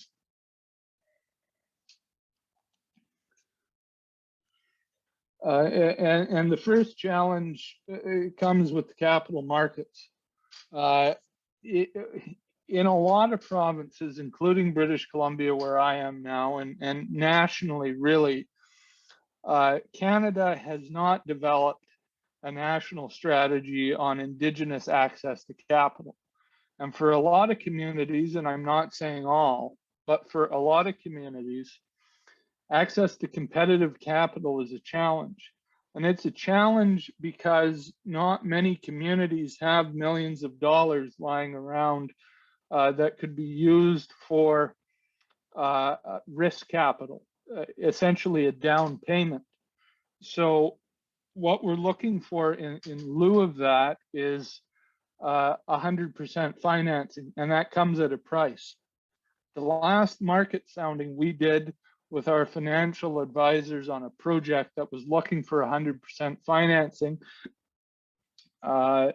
showed us that the capital markets do not have a friendly return. The capital markets came back with a quote anywhere from 12 to 15% would be the interest rate on the loan at 100% financing, when the return on investment, or the ROI, on some projects, in particular this one, was in between 8 and 10%. The deal structures themselves can pose a challenge to Indigenous communities' abilities to successfully finance, particularly on new or greenfield projects that have a construction period to it, because early investment, if it's required, will expose nations to cost overrun risk and project delays and other risks that could be mitigated if the deal structure is done in such a way where First Nations don't have to put in money right at the start and can avoid those risks at all possible. For our member communities, they've said loud and clear that they want ownership opportunities, and for a lot of our communities, they also see ownership as one of the truest forms of consent. Because when you're at the table and you've bought into the project and you're making management decisions at the director's level, that means you're full partners, and you have an ownership stake, and you have a social stake really in the project at that point. And this is where our members want to go to realize their economic and social development visions. The last thing I'll say is capital markets require significant due diligence, and capacity issues within communities can be prohibitive. On a lot of these major projects, we're talking about capacity costs of due diligence in the millions of dollars. And this is not an easy undertaking for a lot of private sector businesses, let alone our communities who are already struggling in some cases with capacity supports. So this is where FNMPC can come in and be helpful to try and augment and add to a community's capacity ability. I am going to touch on deal structures a little bit as well, because what we have seen in the past is a tendency among proponents to bake deals or to predetermine the outcome prior to engaging Indigenous communities. And oftentimes this results in negative implications, where the community feels that they're being put in a position where the deal is already done and they cannot see their values reflected back at them. As an organization, we promote an open, collaborative, and transparent negotiation process where trust can be built. We've done this in a few deals in the past, and we have seen a dramatic shift in the outcomes from a historical approach of sort of take it or leave it to one where the community has, or a group of communities have worked directly with the proponent and governments to build the deal. There's also tendency on the side of proponents to have a situation of over control that can open up larger risks, such as a completely unsatisfied group of communities, and therefore can lead to challenges on achieving consent. And we've all seen some of the regulatory delays, the court challenges that have come out of major project development when the proponent has not dealt well with the Indigenous relations aspect. And so ultimately within our organization, we're striving to create the environment where communities can see their values reflected back at them in the business deal. I do want to spend a little bit of time on attracting sustainable capital. This is an emerging trend here in Canada. I think we have a real push on in this country to reduce greenhouse gas emissions, achieve net zero, and mitigate the impacts of climate change. I think as well, our traditional oil and gas industries and other industries in the traditional resource sector have a role to play in this. And certainly we've heard from our members how they are interested in working with sectors to advance things like carbon sequestration, capture and storage, as well as hydrogen. We are also part of an organization called the First Nations Climate Initiative. We have a MOU with them, and we are working here in Western Canada to undertake strategies that look at industrial electrification and how Indigenous communities can play a role in co-developing that infrastructure to meet net zero targets and to ensure that there is a role for Indigenous communities to play in the energy transition. There's a cross section between ESG and UNDRIP. ESG, for those who may not be familiar, stands for Environment, Social, and Governance. They are a set of standards that are used by the financial markets to tell whether a investment is of ethical standards or not. FNMPC has done a considerable amount of research in this area, and this has led us to realize that ESG standards were developed without the input of Indigenous people and without considering the implications that UNDRIP will have in the future on investments here in Canada. So we have been working to raise the profile of these issues and to highlight them. One of the ways we have done that is we held a conference last March that featured Mark Carney as well as Chief Terry Paul talking about different investment strategies such as Clearwater Seafoods that promote the inclusion of Indigenous people and how ESG targets can be met while including Indigenous interests in them. This is going to become a real big theme in future years as the investment community starts to understand the implications of their decisions in relation to the new environment where we have the declaration or UNDRIP in play. There are some additional resources. If you're interested in reading more on this, you can go to our website and download our ESG primer, as well as the case study we did last year on the Cascade Power Plant in Alberta and the Indigenous ownership that is in that project really, I think, embodies the vision of Indigenous inclusion in ESG investing standards. There are a number of case studies on our website that you can reference. Some of them relate to ESG. We have papers out there on improving access to capital as well, and a guidance document that explains how our resources are used. Again, this is more on the conference we held. Just want to highlight this for you. It speaks to FNMPC's mandate that we have on convening industry, First Nations, and government on key issues, such as ESG and net zero. And so this conference, this past March, was online.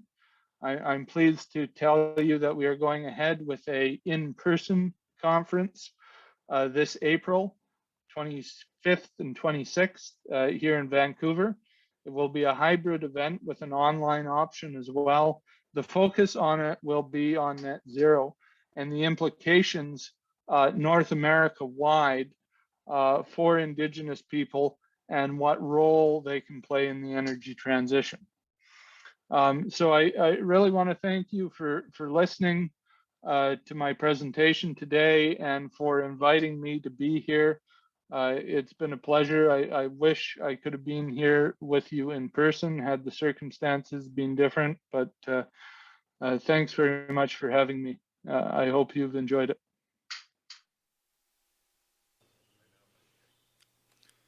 Thank you very much, Nilo Edwards.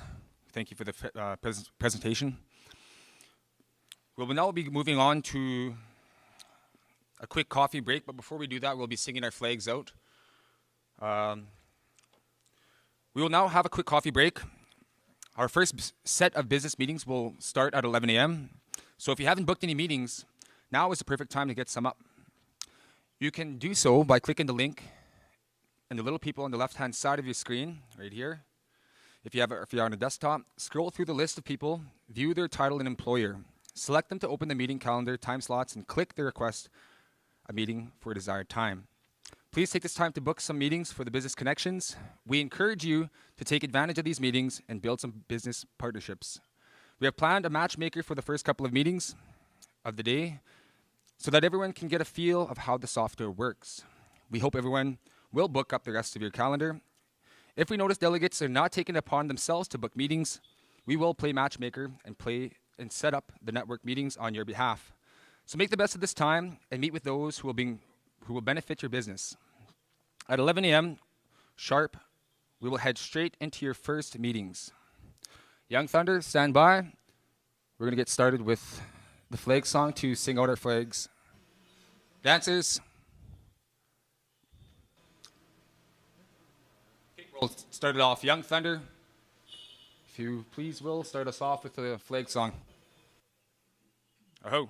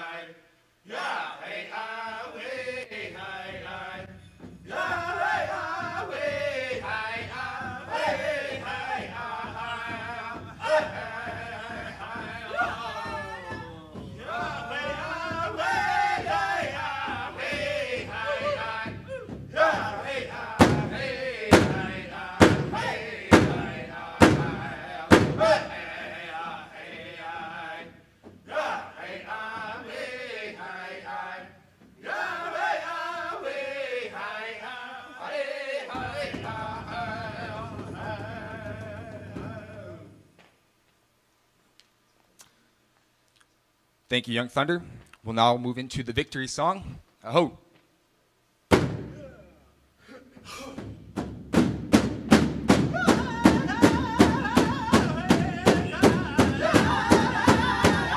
Hey, ha, hey. Acha, hey.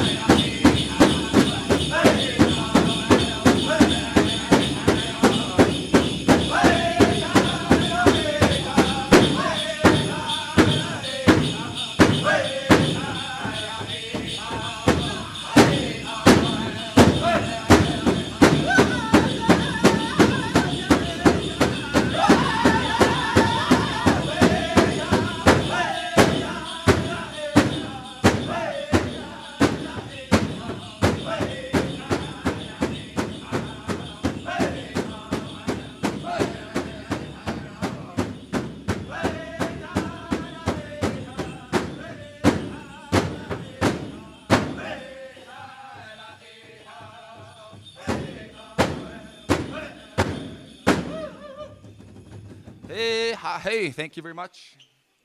Thank you very much, Young Thunder. Thank you very much to the singers and to the dancers. Nanaskamun.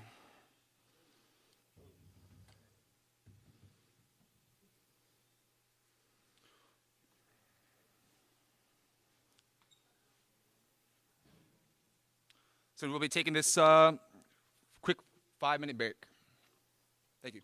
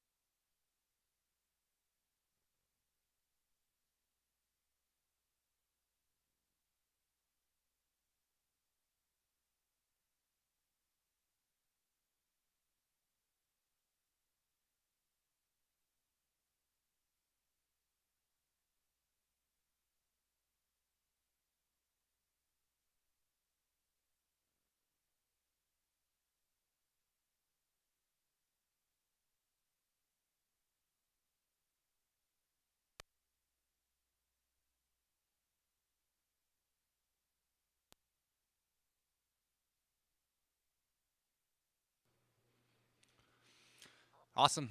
Welcome back, everybody. I really hope that everybody enjoy their meetings. Up next, we'll be changing up the script here. We have a change in the lineup as Jacob Faithful was not able to make it today. So up next, we have Arnold Wapass with Saber-tooth Smile Kit. Arnold is from Thunderchild First Nation, Treaty 6 traditional territory. Arnold has his arts and science degree, majoring in political science and minoring in Indigenous studies. Arnold was a child and family service worker for 20 years, with various roles including youth worker, child protection, foster care, community development, prevention supervisor, and the director. Arnold was elected councillor for the Thunderchild First Nation Chief and Council for 2 terms.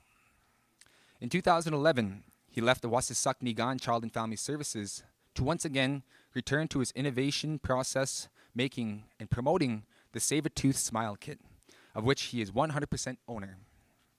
He invented the Saber-tooth Smile Kit to help protect dental products from the spread of germs, bacteria, and everyday contaminants.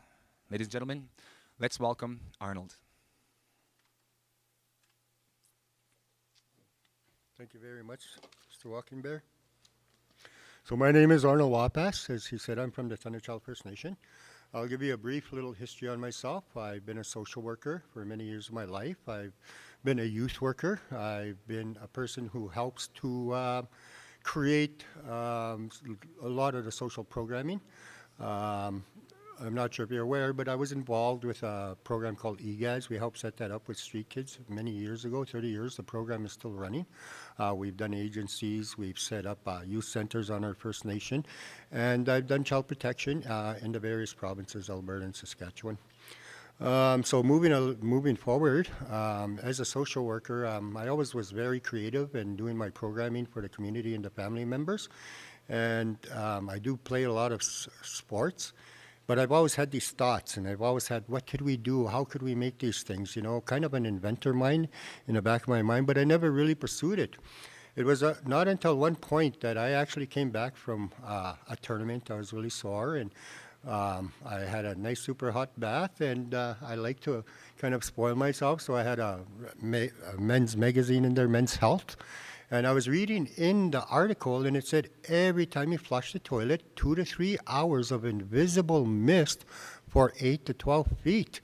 And I was like, oh my gosh, no, that was so disgusting. So what I did is I actually grabbed my toothbrushes after from my cup, and I just threw them away. And I thought there should be a container for this. And somebody should make this, somebody should do that. And I thought to myself, well, I can do it. So what I actually did is I drafted up a smile kit, something that's going to protect your toothbrush, your toothpaste, and your dental floss. And I met with this guy from Business Canada, and he really liked it. And he looked at the smile kit, my images, and he said, Arnold, the world will want your product. I said, really? I was really excited about it. And so he introduced me to Stephen from Saskatchewan Research Council, Smart Science Center out of Saskatoon, and he's an engineer, and there was a couple of them. So I met with a little group. We went over my smile kit and my invention. They really liked it. They said, okay, Arnold, this is a product. The world will want your product, so let's make it. I said, all right. So, of course, as an entrepreneur, I do have a big family, and I do need to invest money into my program, into my invention. So I did borrow a little bit of money. I want to thank, of course, at the time there's economic development support. And then I pursued it. So when I went back to Saskatchewan Research Council and we made the mold, we were making the mold, they said, Arnold, we do not have the technology to make this mold. And so we will have to send it to Hong Kong. I said, all right. So we had to come up with the money. I borrowed an additional $12,000, and I did invest some of my own work money into my smile kit. And we had our product made in Hong Kong. And so when we brought it back, I ended up bringing everything back from Hong Kong, got our mold. I was really excited about it. I did meet with an individual from Health Canada, and he was the director in Regina. He worked with the First Nations dental program. He said, Arnold, you know, we're really not into containers with toothbrushes. And I said, why is that? He said, because they cover them and you develop bacteria. So that was in the back of my mind. So I met with Saskatchewan Research Council. And so I came up with this little idea that we should put 6 miniature holes in there. And we did. So we've got, in the smile kit, you've got 6 miniature holes. Now you can wash your toothbrush. You don't have to worry about it developing bacteria. So it helps to prevent bacteria at the same time. So now I thought to myself, well, you know, it's kind of plain. I'm going to put logos on it. And so as part of my business venture and moving forward, I decided to use logos on my smile kit. And so what I did is when I go out marketing and I go meet with companies or organizations, I actually ask them, what is your logo? Or send me an email. They'll give me their address. They'll give me their website. They'll give me their phone number. And I literally put it right on the logo. So now we've talked about the smile kit. Now the smile kit prevents the development, the spread of germs. You don't have to worry about that bathroom mist going onto your toothbrush. Now you've got a container that protects it. It also protects your toothpaste, and it also protects your dental floss. So now we've got the smile kit that's a container that protects all of this. And at the same time, now you can wash your toothbrush and you don't actually have to worry about bacteria developing.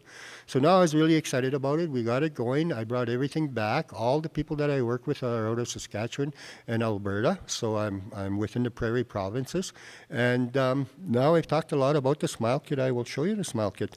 So now, these are the companies that I have worked with, and this is FSIN. They purchased the smile kit. They said, yes, Arnold, go ahead. You can use this to promote. So now I've got the Saber-tooth smile kit. You'll see that their logo is on here. When you open it up, when you purchase the smile kit off me, you get a Maxwell toothbrush, you get a Pro Crest toothpaste, and you also get an Oral-B dental floss. So now you can see the product. It's so easy. You just close it like that.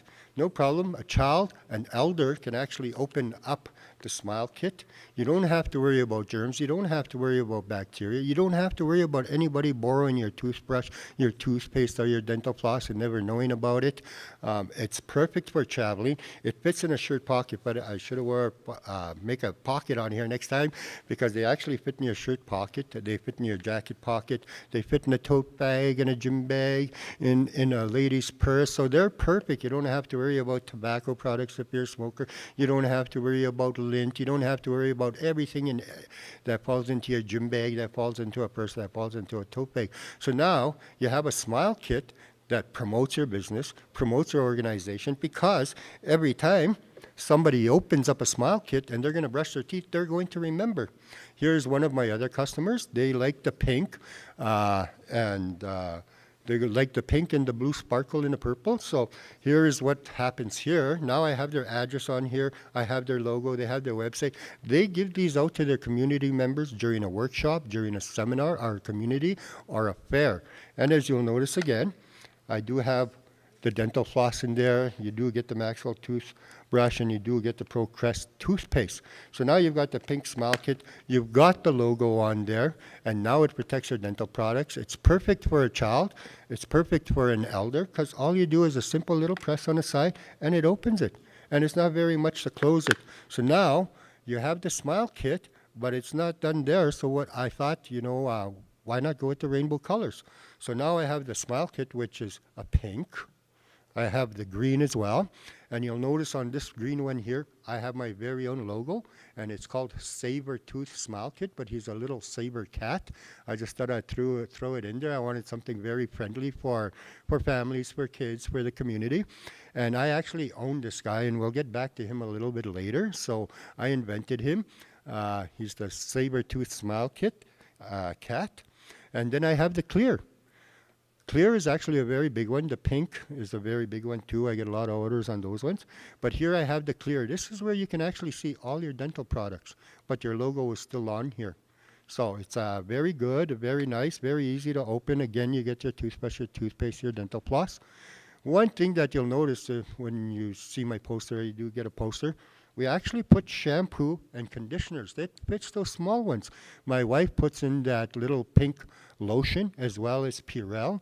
So now you've got a smile kit that actually acts as a travel kit. But further down the line, that's going to be one of what I would like to do is once I've completed the smile kit, turn it into a travel kit. So now I've got the clear here. And I've also got the blue sparkle, which was a really big favorite too.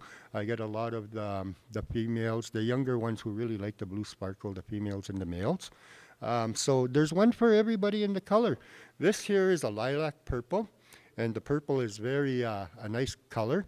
I find that I get a lot of the older ones who really like the purple. So you look at the smile kits, everybody in a home can have a different smile kit. You never have to worry about anybody borrowing your stuff, taking your stuff. You can take it with you wherever. I did not put a logo on this one because I wanted you guys to see how the smile kit actually looks. So if you could see that. So now you've got your toothbrush, your toothpaste, and your dental floss. And when you purchase the smile kit, or I do get it out there, or you do have the smile kit, this is only a starter kit. It fits the regular size toothpaste. That's how I made it. It fits the regular size toothpaste in here. It fits all the different toothbrushes. Of course, it doesn't fit those wide mouth toothbrushes and those wide mouth toothpastes, but it'll fit your standard Crest and your Colgate and whatever toothpaste you have out there. So there's not a product like this anywhere in the world. I'm the inventor and I'm the owner of it 100%, and that's the Saber-tooth Smile Kit. I do want to talk a little bit about when we made this, because when we made this product, me and my wife and my family, when I got the case from the engineers, it was empty. They said, Arnold, it's almost like a coffin. I was like, what? And so they gave me an empty case. There was nothing in here. Keep in mind, me and my wife and my children, we are all powwow dancers. So we kind of MacGyver things to make sure that everything fits and that it's going accordingly.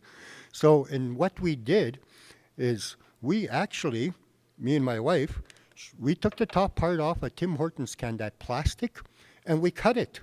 And she has a glue gun. So I told her, I want this little piece here so that the toothbrush can rest on it. Why have an open case? Anybody can make an open case. So now the toothbrush rests on here. We put a divider in here. She put her little glue gun. We put it in here. Now the toothpaste, all sizes toothpaste can fit in here except the wide mouth. Then I wanted the dental floss. And it's the most common dental floss, so we put a little divider in here that carries your dental floss. So you don't have to worry about it banging around, going around. And so now I took that back to the engineers, and I talked to them, and I said, this is how I want my smile kit. Then they asked me, well, who did you hire? I said, you guys. I only hired you guys.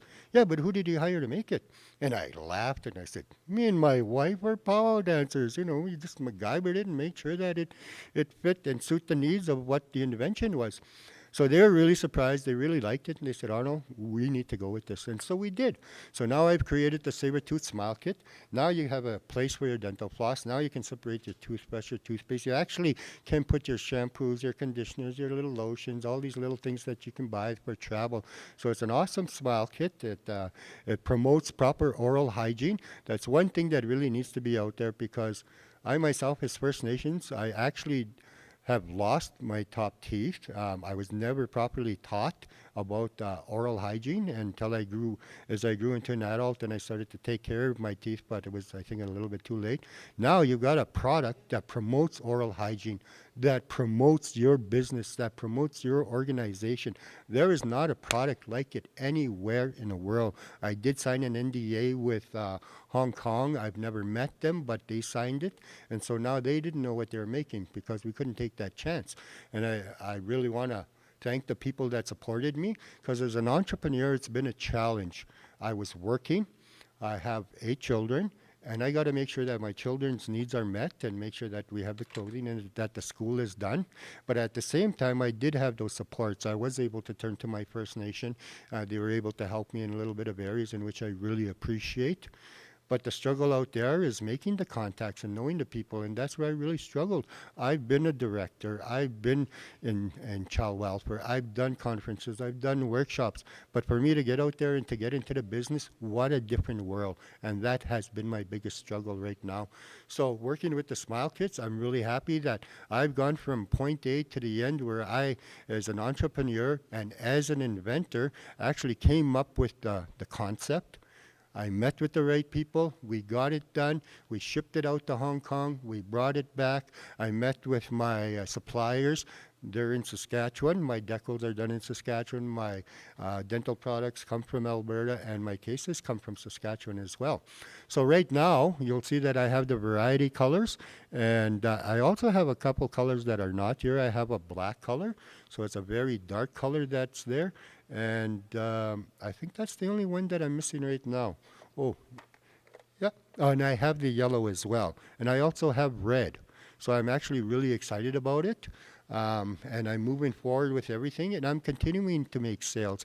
I recently left my job in April to go back to selling my smile kits and get my marketing out there.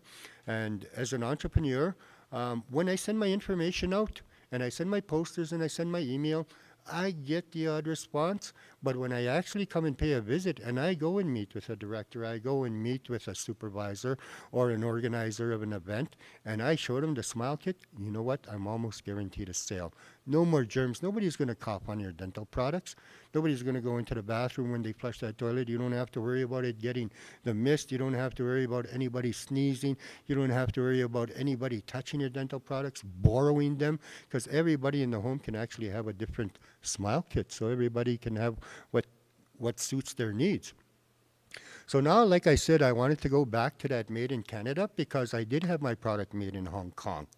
But I wanted everything to come back, and back to Saskatchewan. So what I did here is I actually have a little Canadian leaf, and I'm not sure if you can see it, but it says made in Canada. So I'm really happy with that. So this little guy here, and this is the future that I'm heading towards. It is going to cost me another $25,000. But this mold, this guy, I own him, and that's the Saber-tooth, my little Saber-tooth logo. He is actually going to be imprinted on the front of every smile kit, just like the made in Canada. So one day I do hope to get my products out into the stores, but right now I am going with logo. I am an entrepreneur, and I am making my sales and marketing my product. It has been a struggle because I've gone from social worker to a business person. It's a totally different life, and I can let you know that right now. Sometimes, it's good, I do make my sales, and then sometimes I go maybe 3-4 weeks without a sale. That's the struggle of an entrepreneur, but I never give up. I have to invest my own money, but I'm at the stage now where I'm already at a profit where I'm moving into the $30,000 zone, which may not seem very much for some of the people that are involved in economics. But for me, that's a lot because I'm moving forward and I already foresee myself. That's always my biggest goal when we make the big sale and getting it into the stores. And that's where I'm at with my Saber-tooth smile kits. I'm very happy and I'm very proud of my smile kits. I believe it's an awesome product. There's nothing like it anywhere in the world. And I'll let you know that right now because with Saskatchewan Research Council and Business Canada, we researched it. Before we made anything, we wanted to make sure that this was legit, and it is 100% legit. I am the owner 100% of my smile kit. I invested what I did from work, from my investments. I even took out my my pension, is that what you call it? So I invested the pension from my work so that I could cover these smile kits, so that I could move forward and that I could get my business out there. And that's where we're at right now. I'm the owner of the Saber-tooth smile kit, and I do hope to get these into the stores, and I am looking to continue marketing my products. And as an inventor, I do have some other inventions. I won't talk about them right now, but right now we'll get these out. And when I did meet the Saskatchewan Research Council, they loved the idea. They said, Arnold, let's finish the smile kits before you get into your next invention. And then, of course, some of the other stuff I do have to keep quiet until I do get my products out there. So right now, that's the Saber-tooth smile kit. I do have business cards and I do have my posters. I do get the logos out there. I want to thank the Economic Development Summit for inviting me. I was so excited to participate in this because I believe this product can get into every home, not only in Saskatchewan, Alberta, Canada, and to the Americas and to the world. And I do believe that this is a world product. And I want to thank you all for taking the time to listening to me, to looking at my smile kits, and for being here. And I want to thank the summit, all the workers doing such an excellent job. I really appreciate the cultural component. I'm not sure if you're aware, but the majority of the dancers today, the younger ones, were my children. They're adults, and even my grandson that was involved in there. So I really appreciate the culture because we still practice our culture. We still move forward in living our life as following our traditions and being there for our children. And that's the biggest thing that I have is family. And those are my kids and my grandkids, and that's everything that I work for. And I believe that's always the dream for almost everybody anywhere in Canada and America. So thank you very much for your time. I really appreciate it. And thank you. Arnold Wapas, Saber-tooth Smile Kit. Hope you enjoyed it, and I hope to hear from you guys. And the summit does have my information if you want to get a hold of me. Thank you.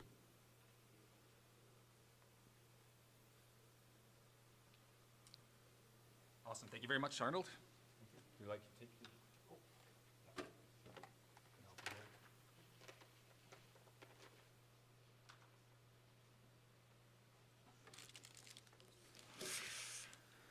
Wow, thank you very much, Arnold. What an inspirational story. I can't share enough from the bottom of my heart of what it takes to become an entrepreneur, and to have so much work experience, and to leave the field of work, and to follow your heart and passion in believing in what you believe in. And if that's innovation in entrepreneurship, my hats off goes to you, Arnold. Extremely well done. Myself, Saber-tooth Smile Kit, I'm all for it. I love having a nice smile, and there was a point in time in my life where I never had any idea of what the keeping a clean mouth and brushing your teeth every single day. It's just like Arnold mentioned. It's something that needs either taught to us, or we got to figure it out on our own. But I overcame my fear of the dentist, and I've visited the dentist, got my fillings, and got my toothpaste. My working on cleaning my mouth every single day. So that's awesome. Very thankful, and looking forward to checking out Arnold's Saber-tooth Smile Kit. Moving on.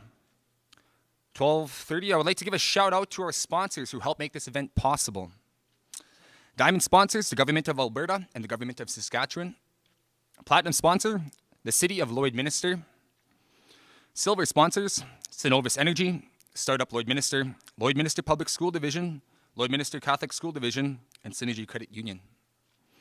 Bronze sponsors, BDC, First Nations Major Projects Coalition, Community Futures, and Lloydminster Exhibition Association.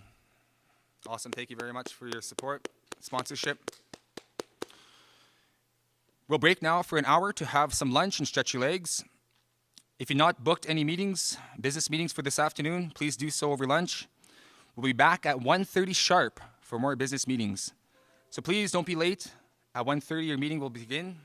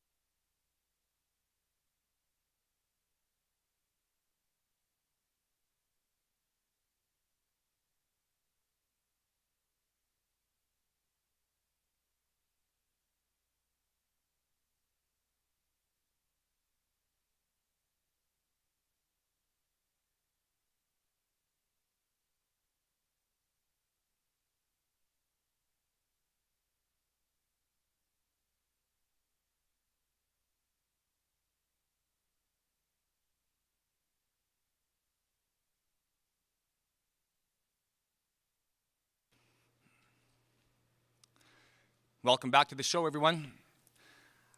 We're going to give you the 5-minute warning. Please prepare to get settled back to your computer. And at 1:30, we'll be getting straight into your meetings. I just want to have a little quick story with you. I was just talking, taking over the lunch break and doing some self-reflection. I just want to share a quick story of how this all came about within the time that we have in the next 3 minutes. All right, so how I feel right now is uncertainty. And I want to share with you that, I've been speaking a little bit fast and haven't been, feeling 100% because I've accepted a role that I feel that I've stepped outside my comfort zone. And I feel that, that's really the essence of the story I want to share with you is the ability to step outside your comfort zone and to do something you have never done before and to believe in yourself that you can do anything you set your mind to. I just want to share that with you that, I have never emceed before. I have never been in this position before. I have never done any of this before, but I really believe that I stepped outside my comfort zone and I had the team, the tech team to support me with this. And, I want to thank Milton. My uncle Milton Tatusis has asked me to step up as a young man, as a young leader of my nation, to speak from the heart and to do things from the heart. And I want to thank my uncle Milton Tatusis from Palmaker Cree Nation for asking me and believing in me to do something that I've never thought I would be able to do. So thank you, Milton, Nanaskamun. And I just want to share quickly, lastly, before we get going into our meetings, that the suit that I'm wearing today represents the Treaty 6 suit.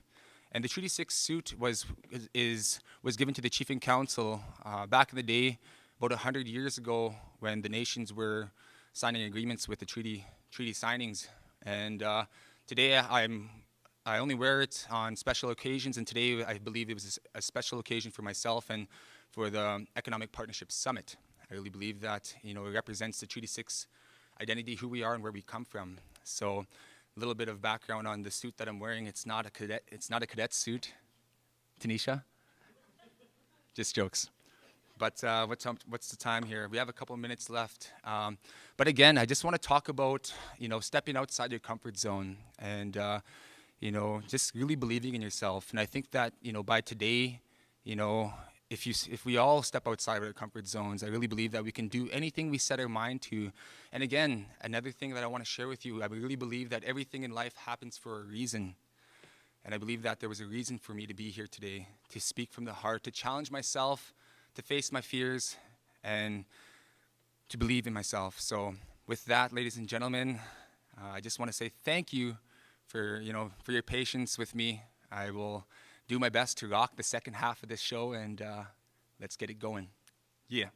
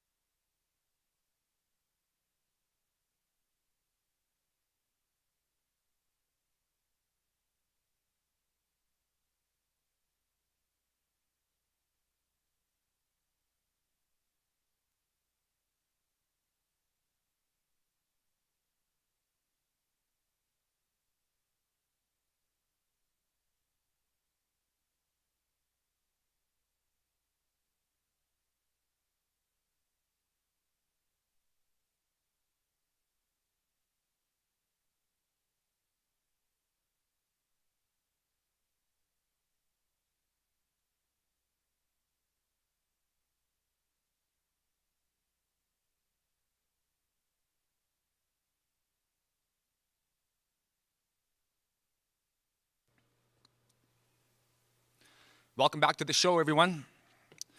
I hope everyone has had the opportunity this morning to work on some connections. There are a lot of great companies here in the surrounding areas, so I hope that you were able to connect for some new business relationships. At this time, I'd like to introduce our next speaker, Mallory Young. Mallory Young, he is a Nehio Isquero from Saddle Lake Cree Nation in the northern eastern Alberta.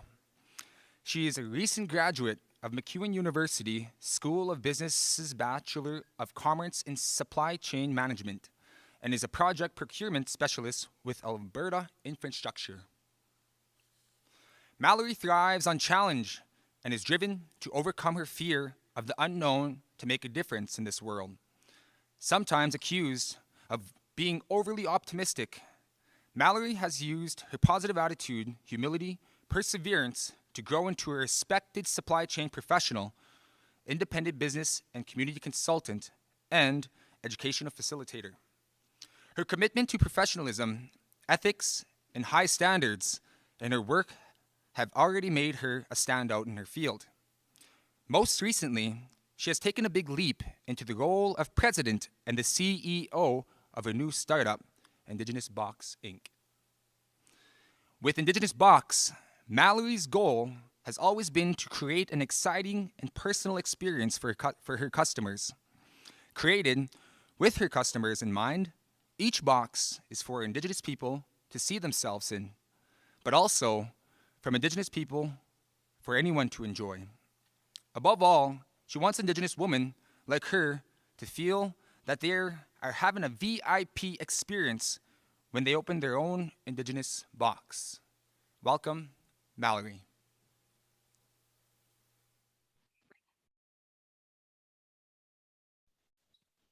I want to first begin by respectfully acknowledging that the land on which I stand and operate my business here in Treaty 6 territory is home to many First Nations, Métis, and Inuit peoples, including the Cree, Blackfoot, Métis, Nakota Sioux, Iroquois, Dene, Ojibwe, Saulteaux, and Inuit.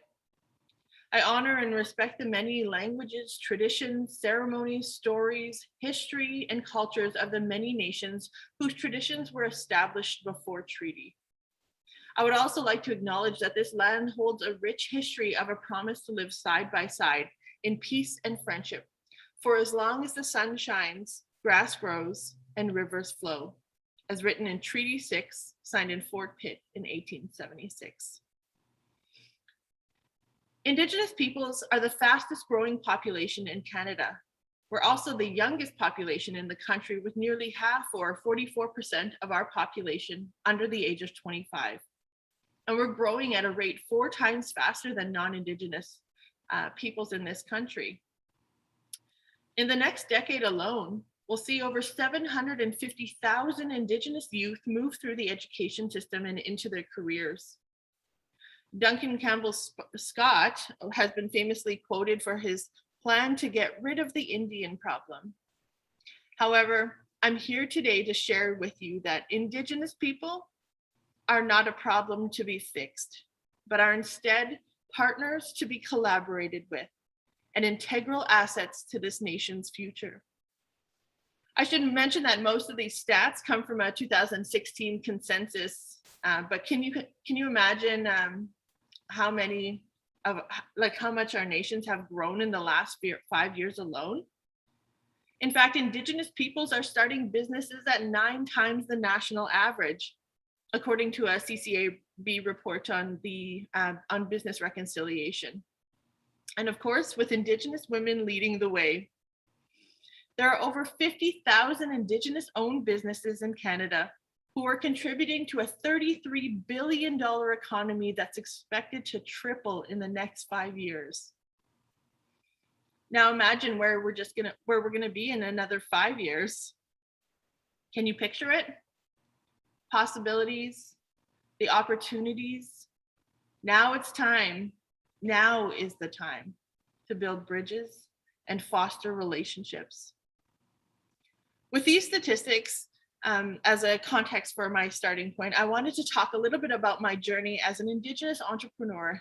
And I also wanted to talk about how you can participate in reconciliation with Canada's First Peoples and how you can take economic reconciliation to help the nation to shine brightly into the future. Gakio, Gitadamskate Noao Mallory Yongway, Ninsigaston. Peter Jackson Eguatrisa Anderson in Egegwat. Oniskapone Kotsinia. Greetings, everyone. My name is Mallory Yongway. My parents are Peter Jackson and Teresa Anderson, and we are from the Saddle Lake Cree Nation number 125 in northeastern Alberta in Treaty 6 territory. And I currently operate my business in Amiskwachi Waskaigun, also known as Edmonton. So I'm a recent graduate from the MacEwan School of Business with a major in supply chain management, and I currently work as a procurement specialist with Alberta Infrastructure. I want to first begin by saying how grateful I am to be here today, and I appreciate the opportunity to not only share my story, but to share my passion for growing Indigenous economies, a passion that is core to the mission of my business, Indigenous Box. Helping the world to discover Indigenous commerce is what gets me out of the bed in the morning. I'm sure you can imagine how my passion for Indigenous business led me to a Bachelor of Commerce. But why did I go into supply chain management? Well, I knew I wanted to study something outside my comfort zone, and I knew that I wanted to study something to become an entrepreneur, business. But even though it was new to me, I also knew that my people have entrepreneurship, trade, and commerce in our blood. In fact, Indigenous peoples are the architects for a vast trading network that spanned the entire continent prior to colonization. I call this Turtle Island's original supply chain.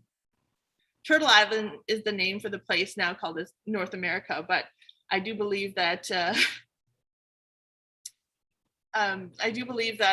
this place, this space, is where I belong to, just as much as anybody does. I started out selling cupcakes from a cardboard box at Kahiwin and Onion Lake powwows when I was only 6 years old. And I'm forever grateful for the grandparents who bought my 25-cent cupcakes from that dirty little kid at the powwow. It led to my desire to be a helper and to be a social entrepreneur. I started building websites and finding new ways to lend my hand in support of other Indigenous entrepreneurs. And before the pandemic, I participated in what I call my passion projects, where I consulted on larger projects, mostly working in film to connect our community, promote storytelling, and ensure proper representation of our people and our communities in a mainstream, contemporary way. I contributed to a few places like the Royal Alberta Museum and Fort Edmonton Park's brand new Indigenous Peoples experience. I've always dreamed of it, but recently I took a giant step and established myself as president and CEO of my new startup, Indigenous Box Incorporated. I guess I can tell you a little bit about Indigenous Box. So when I say recently, I mean that I've only been in business for exactly 7 months and 3 days.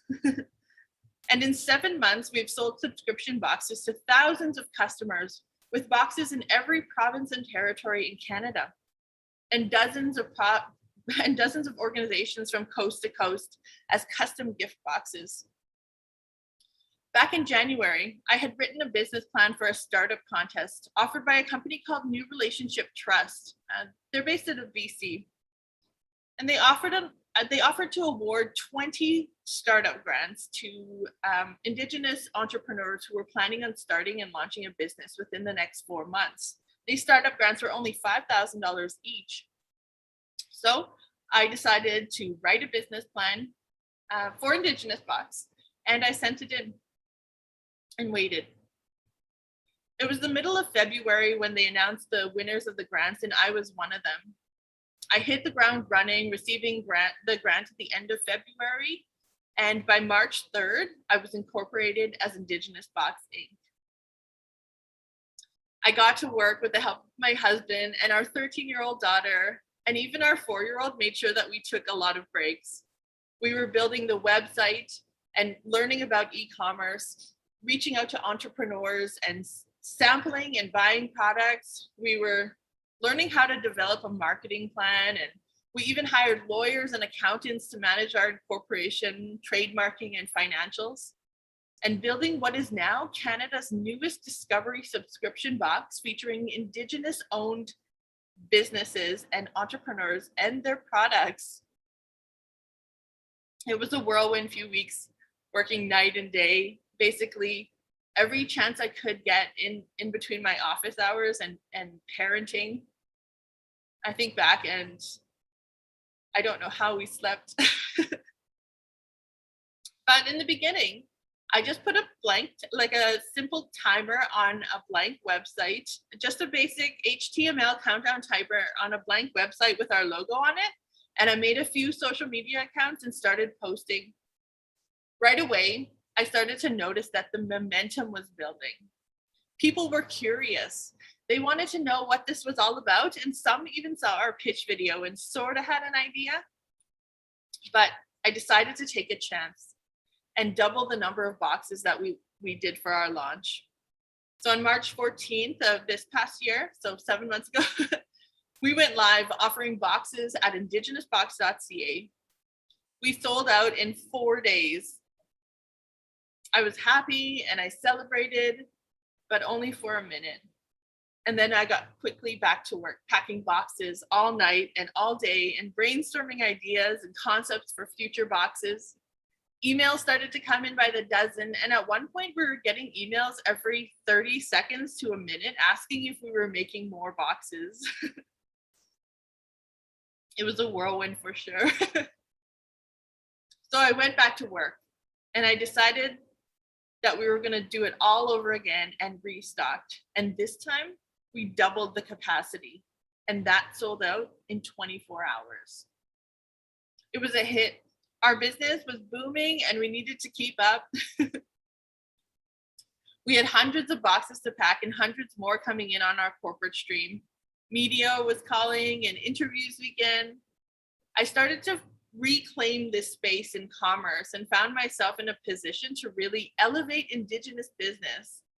That was my goal all along, and to champion our people in a good way. And this is where we're at today, 7 months later, and we're enjoying our warehouse space and making moves to expand on an international level. I fully intend to keep moving this business forward and doing the best that I can to represent our people in a good way, with good intent and with big, bold action. So today I want to share with you 3 steps that I believe took me from being just awkward, nerdy Mal to being awkward, nerdy Mal, president and CEO. But I believe that this could be the foundation to Miopa Matsuwin, to live a good life. So step number 1, establish a positive, productive, and problem-solving mindset. Now, I grew up in my community of Saddle Lake, and I had a lot of siblings. There was a whole bunch of us. I had my parents who gave us a lot of room to explore and who raised us as what I like to call free-range children, out on the land, barefoot, adventurous. We had horses and dogs, chickens, and we had the land. But most importantly, we had each other and the whole community of support. Despite all of this, it didn't stop me from finding trouble, which eventually led to my departure from school and a new beginning in Edmonton. It was a foreign place where I stood, finding my way in this scary world, never really thinking about my future. I never really saw people who looked like me outside my home community, and I never really thought about opportunity. Never really thought about opportunity in general, but let alone outside my nation. I even had this dream of one day becoming a flag girl on a construction site, a real dream that come from one of my cousins who held that position. And seemingly she had it all. She had it made. She had freedom and a paycheck. But coming to Edmonton I found that there was more to be had. So my mindset journey began when I took the opportunity to attend Dreamcatchers Youth Conference at MacEwan University. I was a student speaker and a mentee to the host. And I presented on a session called When Opportunity Knocks, How Will You Answer? Truthfully, I didn't even know the answer to this question, but it was the first time I was a speaker at an event.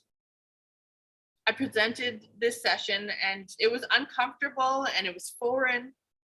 It was a strange place to be. And to be honest, it was the first time I had ever stepped foot in an institution, in a Western institution, and the very first time that I saw myself in a different light. I couldn't help but think that here I was in this same institution, the same place that my grandparents would have never stepped foot in.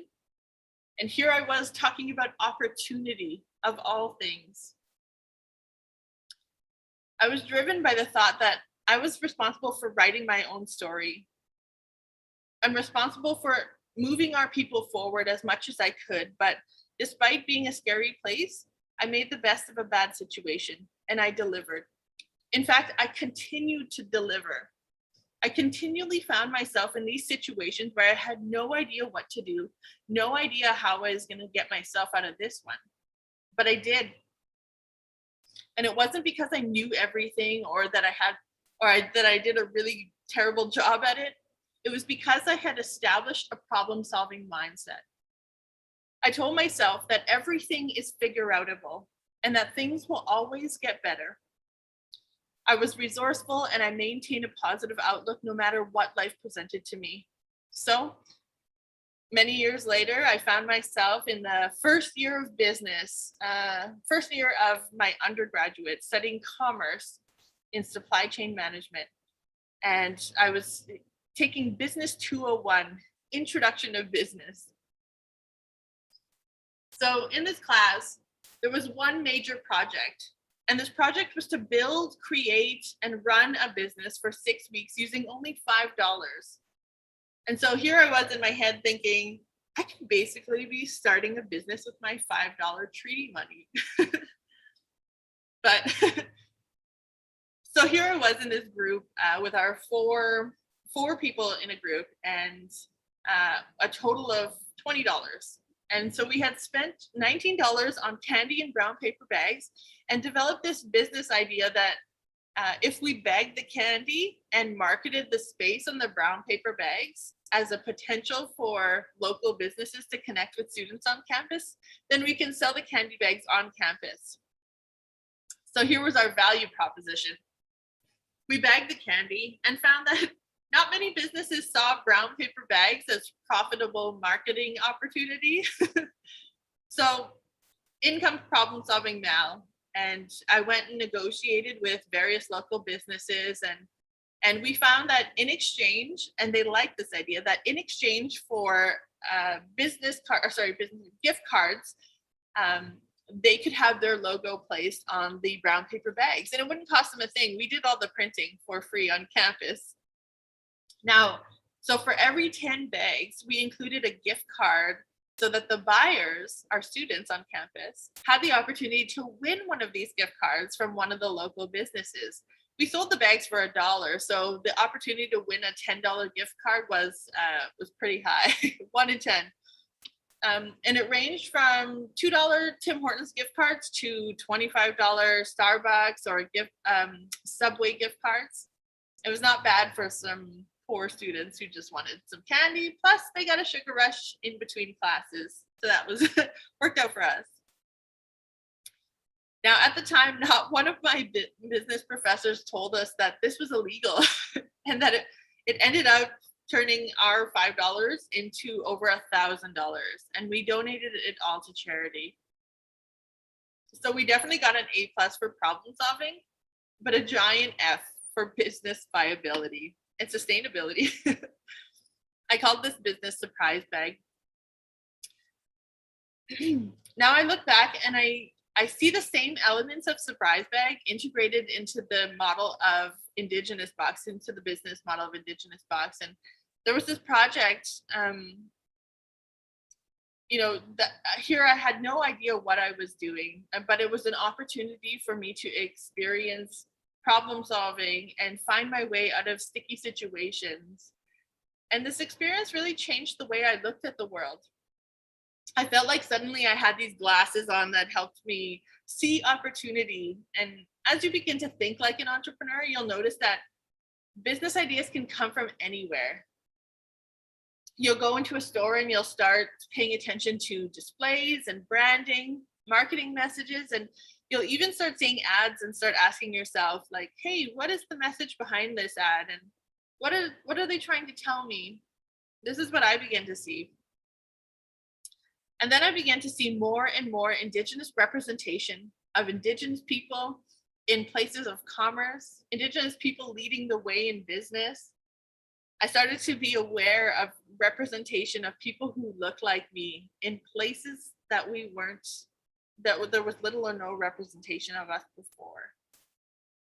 Some of these people, like Ian Gladue from Native Delights and Banzawan, Stephen Judd from the Natives, Bannockburger, Teepee Treats, Mother Earth Essentials. So many entrepreneurs were out there doing incredible work. And it was the same thing that I was doing, networking, building relationships. I was finding that they were all out there working hard to find opportunity and to take advantage of it, to move our people forward into these spaces. Which leads me to step number 2. Always work at building relationships and community.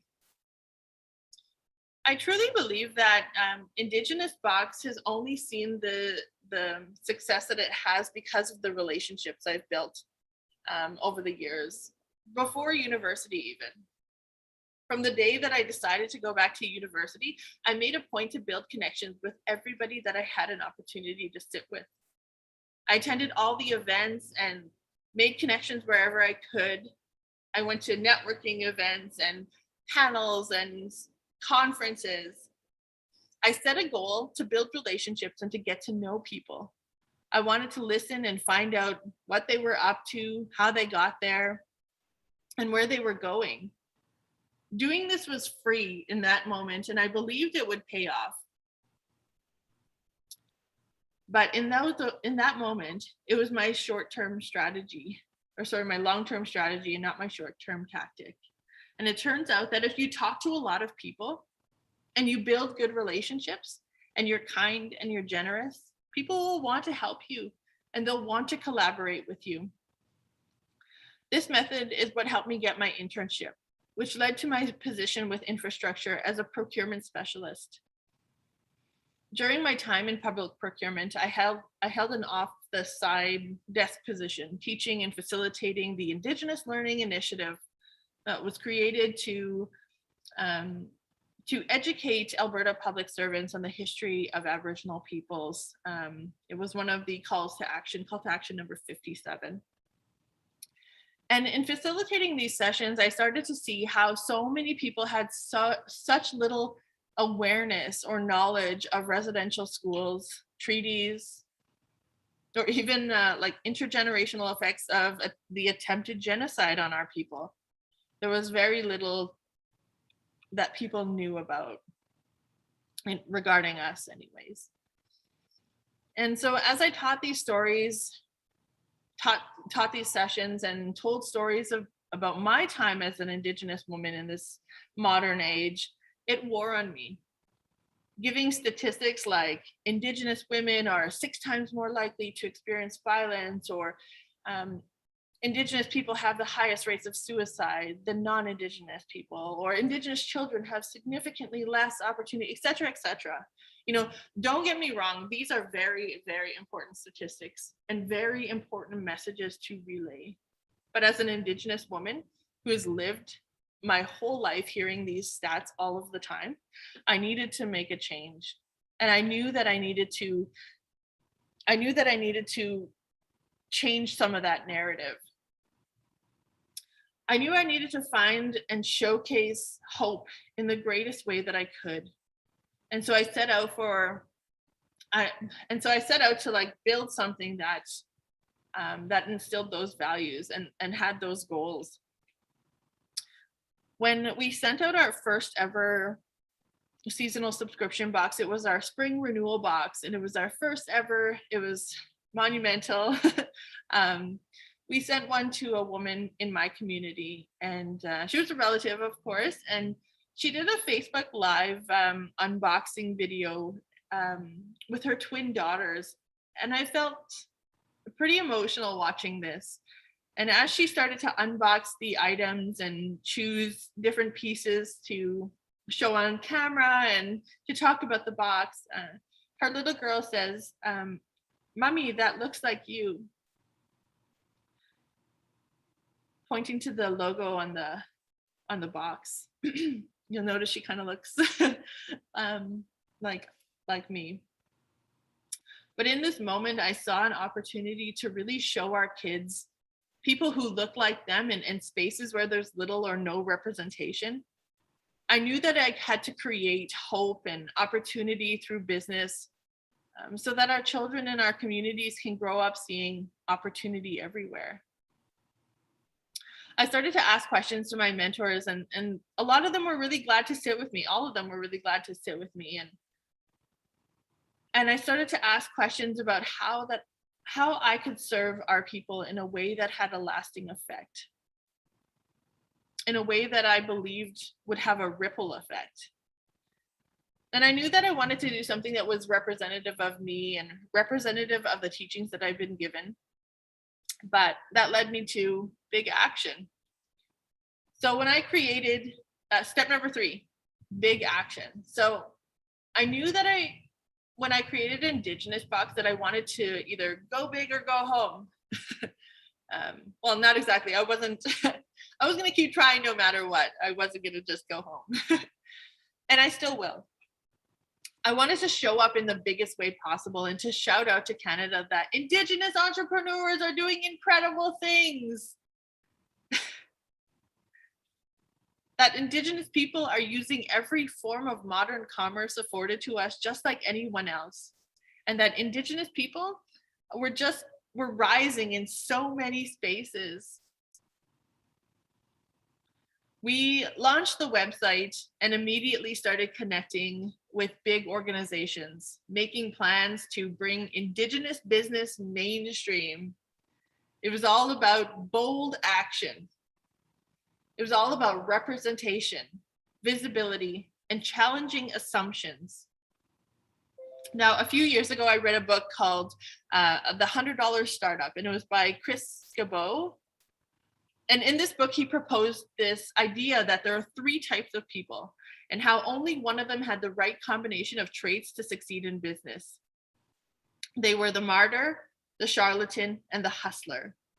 And so the martyr is someone who does a lot of work selflessly, but isn't able or doesn't want to tell anybody. And then the charlatan is a person who is all talk, but doesn't have any substance. They don't do the work. And then you have the hustler, who has big talk and backs it up with big action. The one I wanted to be was the hustler, the perfect combination of work and talk.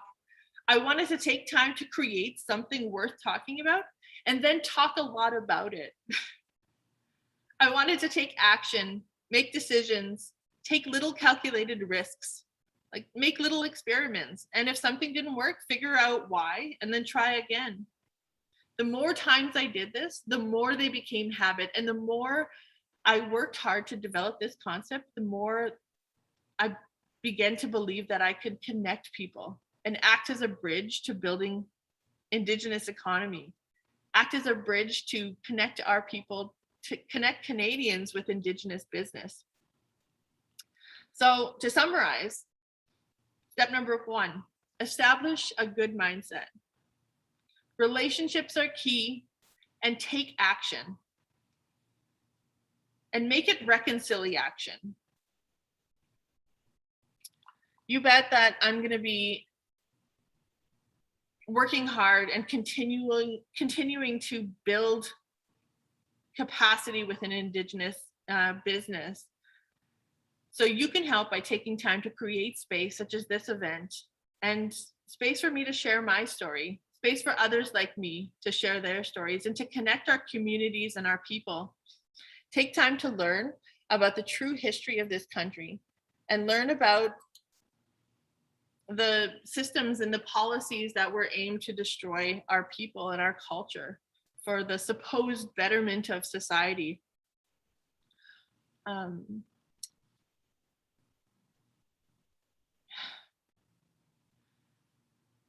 Take time to learn about those policies that failed because we are strong, resilient people. And take a moment to hear the stories. Listen to the stories of the people who have and want to share them. Support Indigenous business and help us reestablish what I call the original supply chain. Help us to build our communities and to build hope and opportunity for everybody. So let's partner together to champion Indigenous peoples.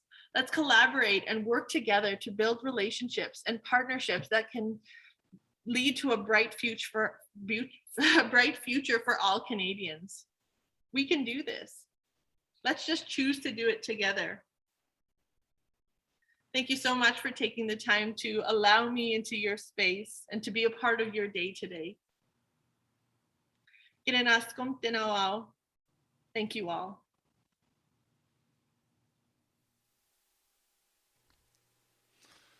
Wow, welcome back to the show, everyone. How about a round of applause for Mallory? Amazing work. We just have one more video we would like to play. Play that jam. Cody, let's hit it.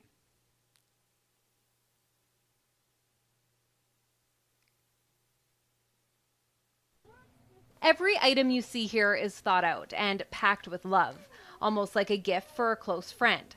Mallory Yongwei and her family have done this hundreds of times in the past few weeks. We're overwhelmed, but we're so much gratitude too, because we didn't take out any marketing or buy any ads or anything like that. It's all from word of mouth. The Indigenous Box was launched in March after Mallory won money through a pitch contest. We got the documents back from the lawyers and it said President and CEO, and I was just in tears. The subscription box is a celebration of Indigenous entrepreneurs. It holds about 7 items from businesses all over Canada. I'm a really big believer in, relying on one another and supporting one another. The boxes quickly sold out. There's a lot of boxes to pack. You just have to pack them so fast too, because there's so many. Printed off all of our shipping labels and we were packing, Ontario, Nova Scotia, New Brunswick, Newfoundland, what? Quebec, and then we went all across the prairies. It is a family affair, but not just with packing. Mallory's 13-year-old daughter, Cameron, made Cookham scarf button earrings. It's exciting because, for a while I was selling these things at craft sales, and so it's just mostly my family members and some other people in Edmonton wearing my earrings, but now it's people across Canada. Edmonton-based business Mother Earth Essentials is also included. Carrie Armstrong has been making soaps and other products for 15 years. I haven't had a lot of people in this industry with me when I started in 2006, so to have people that are doing sort of similar things, it's really exciting to join up and partner with them. The next box will soon be available, and it's also expected to sell out. Mallory has dreams of demand growing in leaps and bounds. Just my cartoon image of myself on the box, it means a lot for our communities, our kids, to see people that look like them represented in mainstream contemporary ways. While she is an inspiration to so many, Mallory is inspired by everyone she has a chance to showcase. If we can help somebody find an Indigenous product, then we're just over the moon. We're happy. Sarah Comedina, Global News.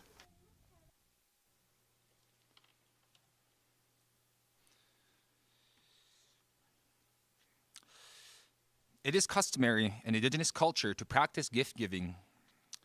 The tradition shows respect to the receiver of the gift, as well as to their family and ancestors. It is also a way to show appreciation of knowledge that is exchanged. Today, each of our speakers in the conference are receiving one of Mallory's Indigenous boxes.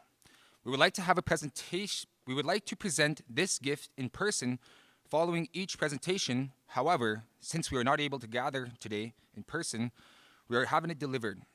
Thank you, Mallory, for preparing special boxes for our speakers today.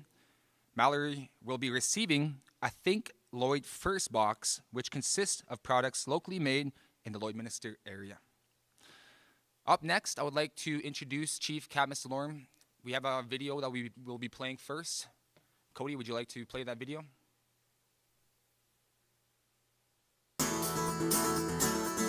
Cowessess First Nation is pleased to be part of the emerging renewable energy sector here in Saskatchewan. Cowessess started its renewable energy journey back in 2006 and partnered with the Saskatchewan Research Council to install wind monitoring devices. The anemometer was installed for a full year and the wind data was collected. The results of the wind resource assessment verified that yes, in fact, there was viable wind conditions to justify investment in this particular site. The Saskatchewan Research Council has an amazing team of technical staff who conceived our project concept in 2009. The research goal for the project was to show how a renewable hybrid energy system could be used to provide a continuous electrical output on demand compared to a standalone renewable energy system. In the first phase of the project, we were able to show that a battery reduced volatility of the wind turbine by 78%. As well, we could dispatch 400 kilowatts of power twice a day, which is equivalent to about 170 ovens coming on at breakfast and supper time. As well, it has the ability to produce 200 kilowatts continuously for almost 11 hours. Renewable energy fits within our values of Cowessess First Nation people. It fits within our economic self-sustainability plans that we do moving forward. And it fits within this province with their mandate of 2030 being 50% renewable energy. This project has been a learning experience for us. It has given us the opportunity to move forward and play a role in green energy development. But economic self-sustainability isn't just about solar panels, it's about creating employment. It's about getting our university students to get into engineering, to get into science, and come here and work here and to build off of it. So it's projects like these that we show our people that we have no limit to what we can do in university, to what we can do in school. So we need more of our people now to use these projects when they're in school to say, I want to be an engineer, I want to be a scientist, I want to build renewable energy. Construction of the turbine started in August 2012. All earthworks and foundation activities happened that fall. All efforts were focused on preparing the site for the delivery and installation of the turbine. To add to the complexity of the project, the turbine erection and the nacelle lifts were planned for March, which turned out to be unseasonably cold and windy that year. The site was fully commissioned on May 10, 2013, and the project secured a 1 megawatt, 20-year power purchase agreement with SaskPower.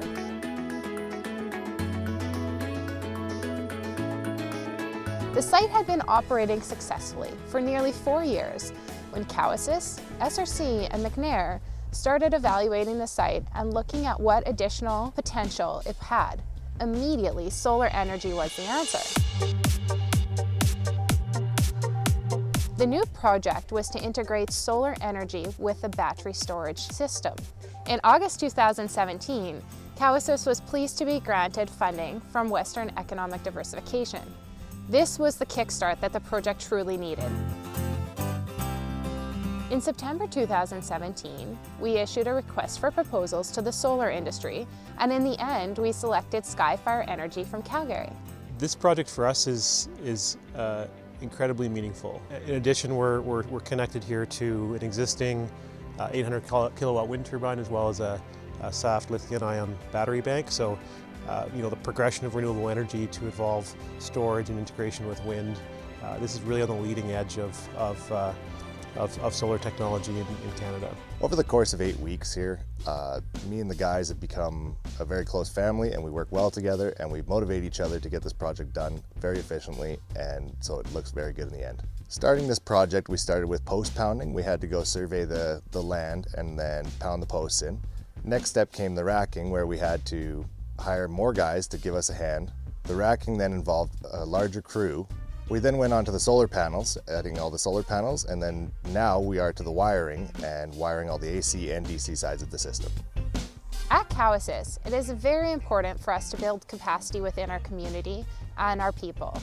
As such, a large part of our contractor selection was the willingness of the contractor to hire Aboriginal labor. We were able to hire 5 First Nation members, one of which was a journeyman electrician. My name is Corey LaValle. I'm a journeyman electrician from the Cowasys First Nation. Now I'm usually the guy that's coming in and fixing the wires, cleaning them up, making it look nice. I haven't had any experience in solar. This is actually my first project I've ever been on. Me being from Cowasys and actually having Cowasys start this has been great. It's not just great for Saskatchewan or the First Nations community, it's great for the next generation. Everybody has been very motivated to learn and to continue on in the solar field after a project like this one. We're really excited to be able to keep one of those First Nation members as a permanent staff member following this project. Since this Cowasys job, I have been offered permanent employment with Skyfire Energy, and I'm here in Calgary now training as an apprentice electrician. I'm really excited to be a part of this emerging industry.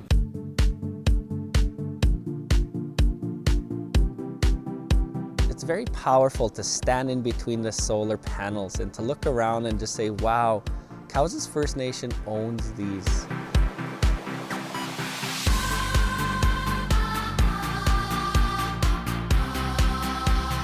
This is not just something that benefits Cowasys, but the whole world needs to start thinking green if we want our children yet unborn to enjoy the same quality of life that we enjoy today.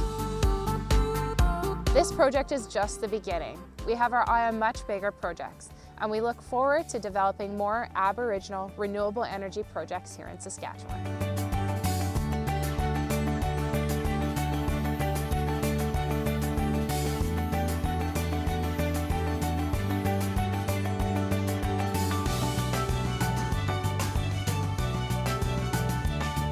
And today I'm very pleased to join with all of you to celebrate the completion of the solar expansion to the Cowasys Renewable Energy Storage Facility. We'll balance our priorities of keeping our options flexible and diverse while making sure that we provide clean, reliable, and cost-effective power to our customers. I think Cowasys is really paving the way for other communities to follow suit, so congratulations on that. We look forward to working together to make renewable energy a tangible reality in Saskatchewan's future. Thank you very much. This project should be celebrated, its story should be shared, and all of us should work to build on its legacy. Thank you. So on behalf of Cowasys First Nation, on behalf of the council, on behalf of all of the good-looking citizens, I just want to thank all of you for coming to take the time to come and celebrate with us.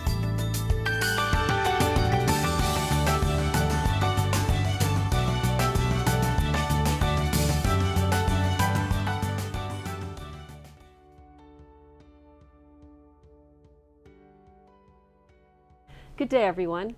My name is Giselle Marcotte, Assistant Deputy Minister for First Nations, Métis and Northern Affairs with the Saskatchewan Ministry of Government Relations.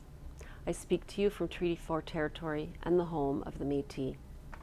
The Ministry and the Government of Saskatchewan are proud to support this important event, one that focuses on building partnerships and one that can keep leading to economic opportunities. I'm honored to be here with you and to present your speaker, Chief Cadmus Delorme of the Cowasys First Nation. Chief Delorme holds an undergraduate degree from the First Nations University of Canada and a master's degree from the Johnson Shoyama Graduate School of Public Policy.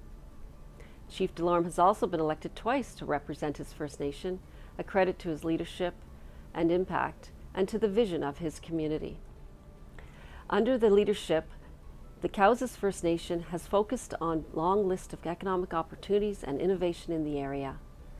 Just to name one example, Cowasys has operated community-owned solar and wind power generation on their land for years. This has provided clean power to their citizens in a way that has been modeled around the province. Today, the Chief is sharing his unique vision, business acumen, and how he sees the importance of key partnerships for economic growth of Indigenous communities, businesses, and beyond. So please welcome Chief Delorme.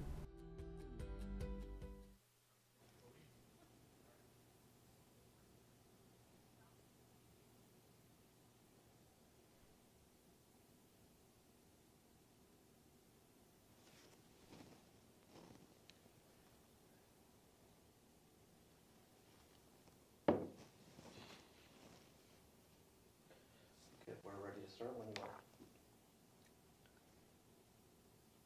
Good to go. Nanaskamun, Cadmus Natisi Kasu, it's an honor to be here. I thank you for giving me the opportunity to share with all of you in your conference. I come to you from Treaty 4 territory. I'm currently sitting in Regina, Saskatchewan. As much as I would love to be in Lloydminster today, I, for safety, chose to do it from here. And I know a lot of you are safe in your environment listening. Being one of the later presentations in the day, I'm going to do my best to keep us active and to better understand. I'm an elected First Nation chief. I'm chief of the Cowes First Nation, and we are located, our home nation, in southeast Saskatchewan. And we have over 100,000 acres of throughout central and southern Saskatchewan.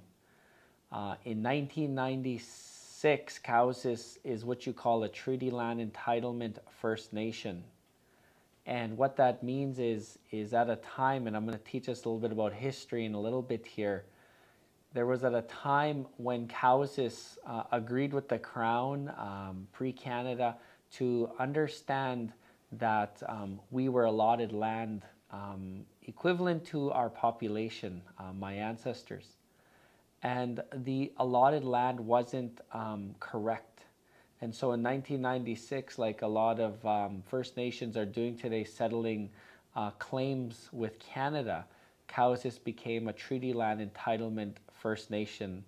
And so we have added 75,000 acres of land to our already existing 32,000 acres home reserve, as we say reserve in Canada. And that's really important in my opening comments because we're talking about economic development, economic self-sustainability, we call it on Cowes. And so we have land around Regina, Saskatoon, and whatnot. And sometimes you're going to see First Nation status land as you do in Lloydminster with the casino and the almost completed gas station. And so Cowes views these lands as economic self-sustainability. I was elected chief in 2016. I'm 39 years young. I look young. That's that reserve water I get to shower in every day. I grew up on Cowes First Nation. I watched our nation grow. And I watched some great leaders come before me to help in Cowes' strength. In 2000, I graduated from Cowes Community Education Center. And I kind of always knew I wanted to be leadership. I was always a volunteer and did as much as I could. And I eventually made my way to First Nations University of Canada, situated on the University of Regina campus. I went there for just about 5 years, and when I graduated an undergraduate degree in business administration and also a refocus on what Indigenous ideology means. You know, today on Cowes, as a chief, we focus on 3 pillars in our Indigenous ideology. Economic self-sustainability is one of our first pillars. Our second one is political sovereignty, which includes things like child welfare. The third one is cultural rejuvenation, which includes just being proud of who we are as a First Nations people. And while at First Nations University of Canada, growing up on the First Nation, it's not just assumed that when you meet First Nations people from Onion Lake or from other surrounding areas in your area or where you're listening from, and this is a message to the non-Indigenous audience that are wanting to know more, that you can't just assume that Indigenous people just know our ideology, know our history, know our our philosophies. A lot of us are on a healing journey. And I got a lot of mine reset when I went to First Nations University of Canada. And it really allowed me to understand the end goal. It allowed me to understand how I can help people in Cowes, people in Saskatchewan, people in Canada is to understand what we inherited, understand that we all have a role to play moving forward. And so after my graduate degree, I knew I kind of wanted to be, really wanted to be a chief. But I wanted to know both understandings. I wanted to know all different views of life in order to be a good First Nation chief. So I got my master's in public policy at the Johnson Shiama School of Public Policy. I grew up First Nation. I grew up on a First Nation. I went to a First Nations University of Canada. So I was very First Nation centric. And so the Johnson Shiama School of Public Policy allowed me to understand bureaucracy, understand the role of MLAs, understand the role of MPs, the role government plays when it comes to working with First Nations people. And so it really allowed me to open my eyes. I did my last final on April 26, 2016, and I was elected chief on April 28th. So I had 2 days to celebrate my master's, and I got thrown to the wolves, if that's what you want to call it in politics. And in 2016, Cowses was already making headway in renewable energy. We had a turbine, we had a battery storage, we had cattle. We were starting to get into agriculture, and we had 2 gas stations.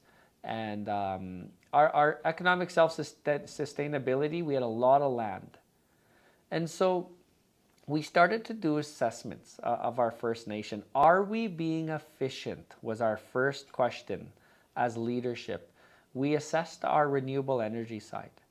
And so Cowses First Nation, we found out that when you have a renewable energy project with SaskPower, you have to have a purchase power agreement.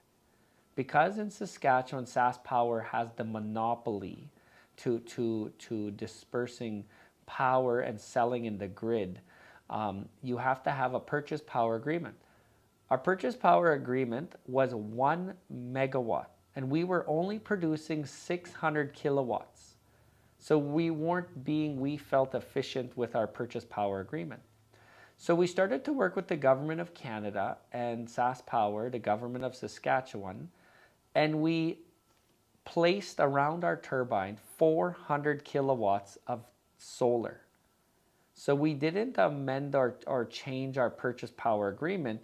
We just made sure we were efficient with our purchase power agreement. And so today, when you go to our site, it's just on the east side of Regina, you'll see a beautiful Econ turbine, 70 feet in the air, spinning, and you'll see 400 kilowatts of solar. And so we produce right now 1 megawatt. When we started renewable energy back in 2012, it was a very uncommon discussion at the time about renewable energy. It was starting to be solar, what is turbines? And so at that time, the prior chief and council worked with engineers, worked with a consulting firm. At the time it was called McNair, and they did some tests. And so once they found out that a turbine is sustainable in Regina, we thought it was going to be on our First Nation, 2 hours east of Regina. An hour and a half, sorry, if you drive the speed limit. 2 hours if you drive the speed limit. And so we found out that the best place to put our turbine at the time was in Regina. So we realized we had urban land in Regina, purchased from our treaty land entitlement. And so we started to assess. We then had to understand the cost of this. The turbine itself and the battery storage and all the hookups, we needed to invest 2.2 million of our own source dollars. Like, this is on top of what we are going to finance. And so we partnered with 2 other First Nations at the time to have a 3-way partnership. And everything was starting to work out. And this is a good case in business, because I'm going to get to how to work with First Nations when it comes to economic development and whatnot. And so we were getting to the end goal, and somehow Cowses and these other 2 First Nations, we started to get a little political, as it's not just a First Nation thing. Any government sometimes get a little political, our MLAs, our MPs, but it started to kind of get a little uncomfortable in how we were deciding things. And so these other two First Nations pulled away. They paused this ending.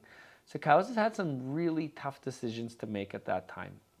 And I was a university student at the time, and I remember going to the community meetings. But at that time, our chief at the time, his name was Grady Leroy. He stood up in a band meeting, in a community meeting, in a Cows citizen meeting, and started to explain the situation and how renewable energy is going to be a part of our future. About how, in order to be stewards of the land and to look after our children and children yet unborn, that Cows can be a leader in helping with renewable energy. And so he then asked, can we take out of a trust fund, because First Nation have trust funds. They're not like checking accounts. You do need citizen votes to unlock these trust funds. They are very micromanaged by government, and they are ratified by the citizens of Cows, as some trusts are others. And so in order to take money out of your trust, you need a vote. And the vote has to pass. Chief Grady at the time told the people we need $2 million from our own source trust dollars to own a turbine, to own renewable energy storage batteries. And it's like talking a different language, because Cows First Nation, we were used to talking about social work, business, teachers, but renewable energy, engineering, and science was something outside the norm. And so he stood up there the best he could and explained the situation, how we should have a vote to unlock $2 million to get this project to the finish line. And a lot of questions happened. How is this going to fix my house? How is this going to create jobs? You know, just the questions leadership normally gets. And so the vote came, and the vote didn't pass with flying colors, but it passed enough to unlock $2 million to invest in this renewable energy project. So in 2012, Cows had a turbine and 2 Econ storage batteries, lithium storage batteries, east of Regina. We were selling into the grid. And so that started our foot in an industry that we have never entered before, renewable energy. And so when I became chief, I talked about how we seen the purchase power agreement that was created in 2012, and I got elected in 2016, to see if it was being efficient. And so we added 400 kilowatts of solar to our purchase power agreement. And so moving forward, we already had the infrastructure there, the 3-strand phase. We already had a purchase power agreement with SAS Power. So we addressed SAS Power and said we want to do a bigger project. And so SAS Power has this goal of net metering 50% renewable energy by 2030. And so coming a mandate from the government of Saskatchewan. And so they have these bids right now that they throw at 10 megawatt, 200 megawatt. And so Cows in 2020, we received a 10 megawatt solar bid, meaning that SAS Power will work with us to purchase 10 megawatts of solar from us. So we were all working out.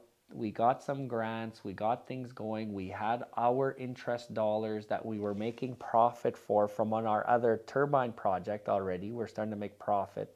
Because how it works is turbines and renewable energy, you think of them as 25 to 30 year. Purchase power agreements are 20 years. But you know the infrastructure, if everything works out well, they're about 35 years you can get return on investment for.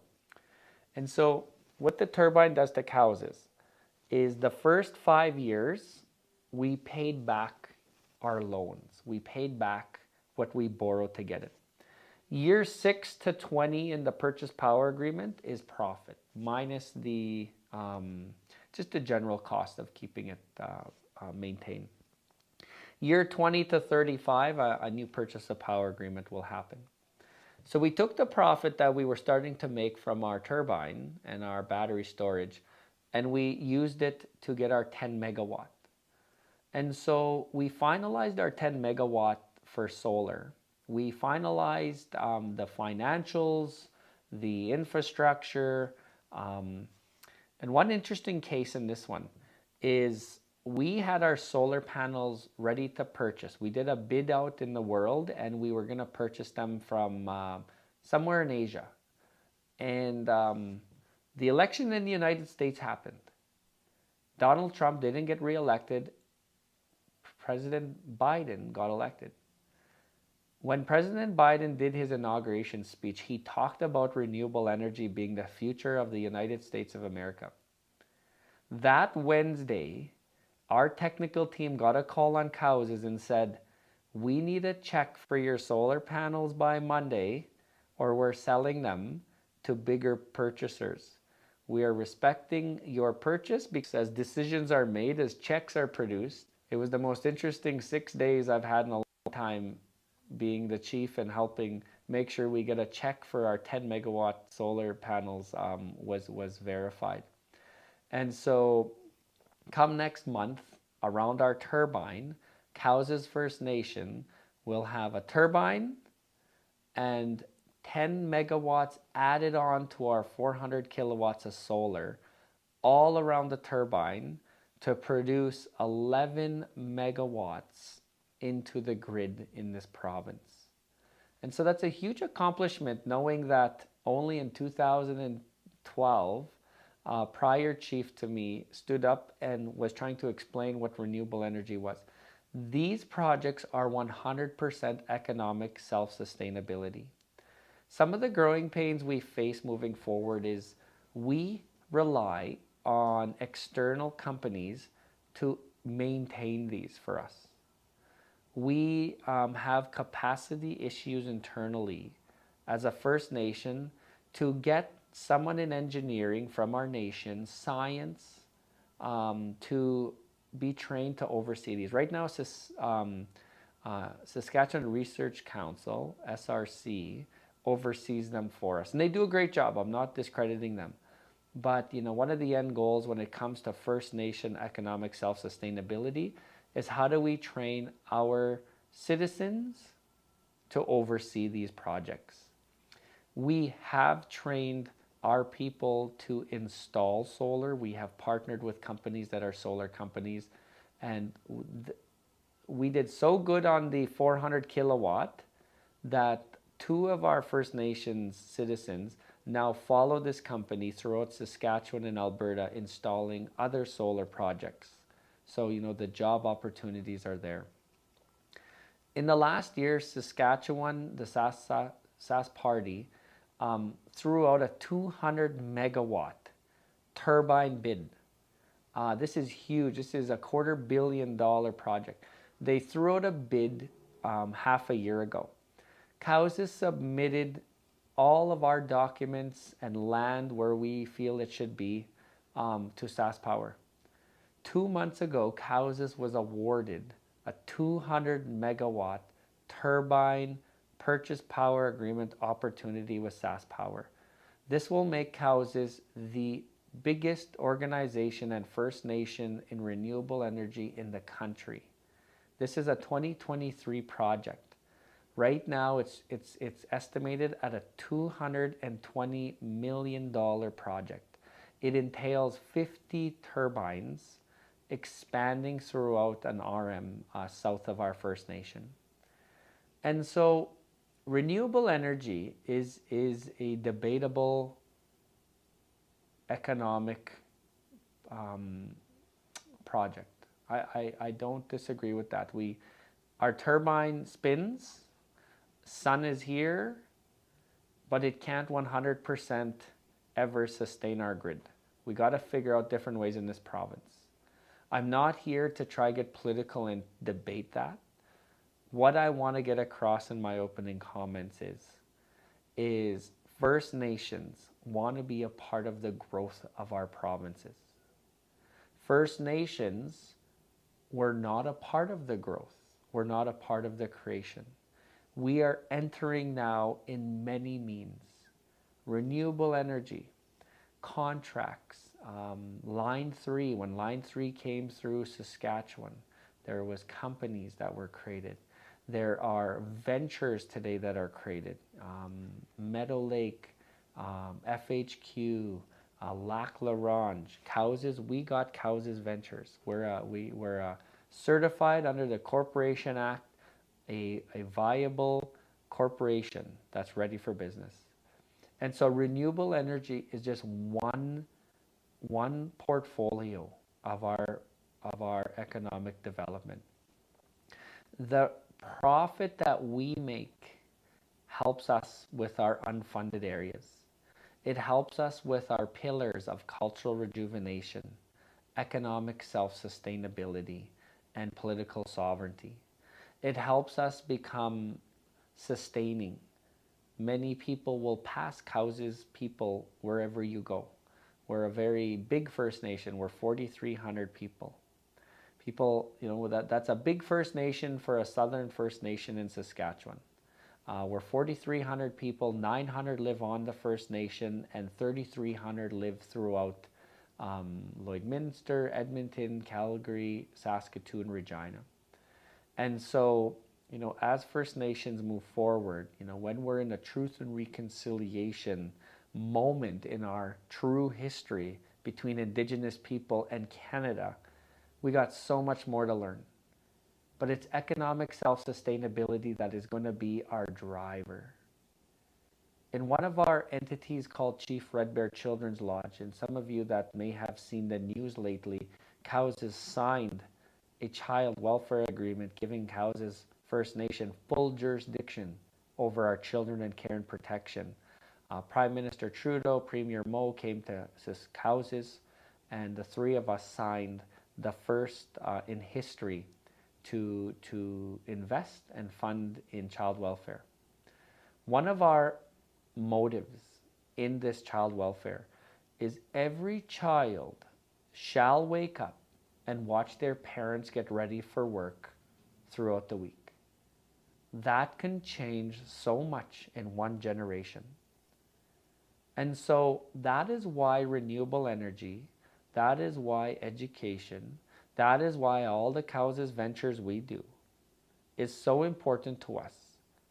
Because, yeah, profit will help us, but how do we strengthen homes?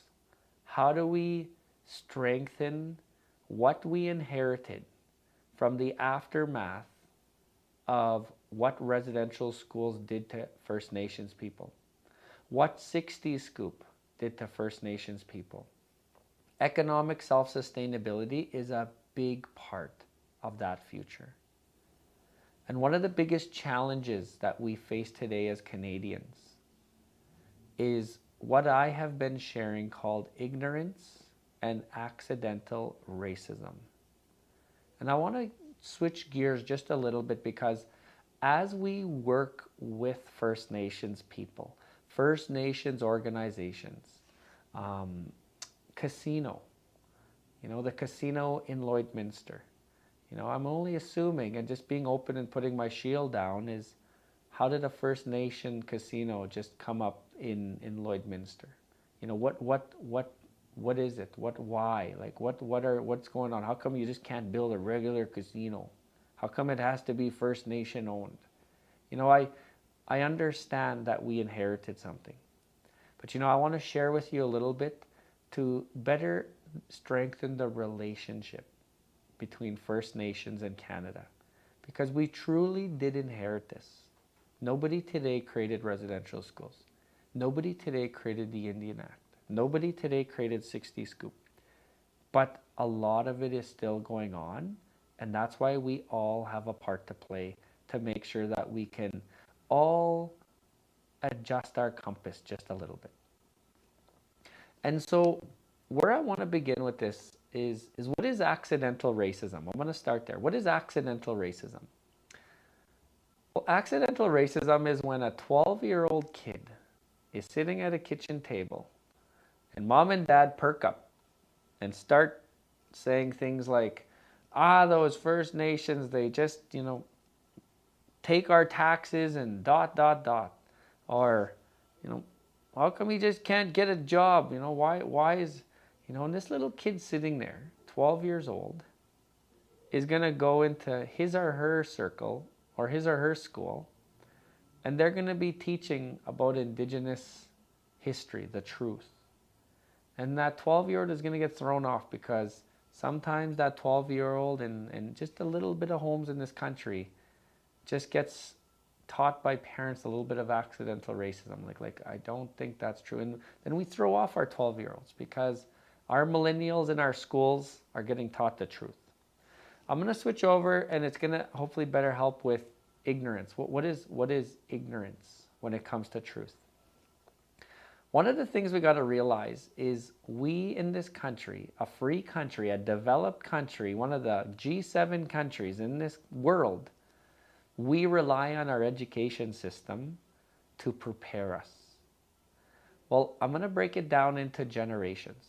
The baby boomer generation that we rely on in this country, that an Indigenous philosophy and ideology, that our baby boomer generation is our elders, we give them the utmost respect, and they are decision makers when it comes to moving forward.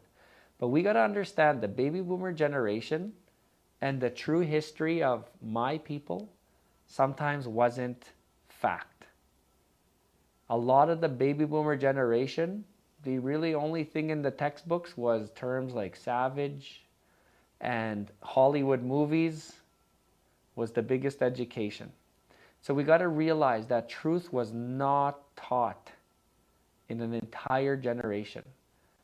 From the Hollywood, John Wayne beat the Indians every time, and stuff like that. The generation boomers, the biggest solution Generation X were taught in education was that the white paper of 1969, Pierre Trudeau, was the solution. And that's why today some of the mentality is, well, why don't you just leave the reserve? Why do you have reserves? Why do you want to have special status? Why do you want to have special privilege? Just be Canadian. Well, that's the white paper talking. Unfortunately, if anybody thinks that's the solution, you're wasting your energy, because that will never happen. Generation Y, a little better. Generation Y, there was treaties were starting to be talked about. But residential schools still active, so it was really tough to learn about residential schools when they were still going on. Today, the millennial generation, kids of yours, nephews and nieces of yours, grandkids of yours, they're being taught the truth in their schools. And so there is no mandatory Indigenous Studies 100 coming to all Canadians. We must take it upon ourselves to reset our compass to know the truth. These unmarked grave stories that are coming out from Kamloops to Mayoral to others, it's really tough on all of us. For Indigenous people, it's validation. Validation of the pain, the hurt, the anger, the frustration, the family breakdowns that are real. To Canadians, Canadians are putting down their shield and they're admitting that they don't know much about the true history between Indigenous people and Canada.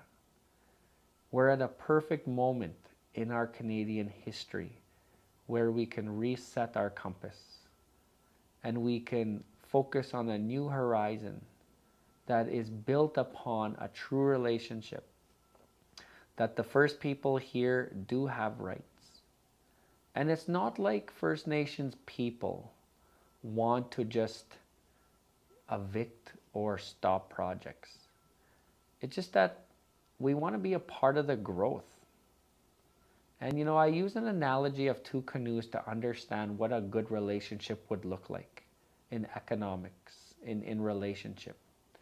And I want to talk about just a mind vision of two canoes flowing down a river.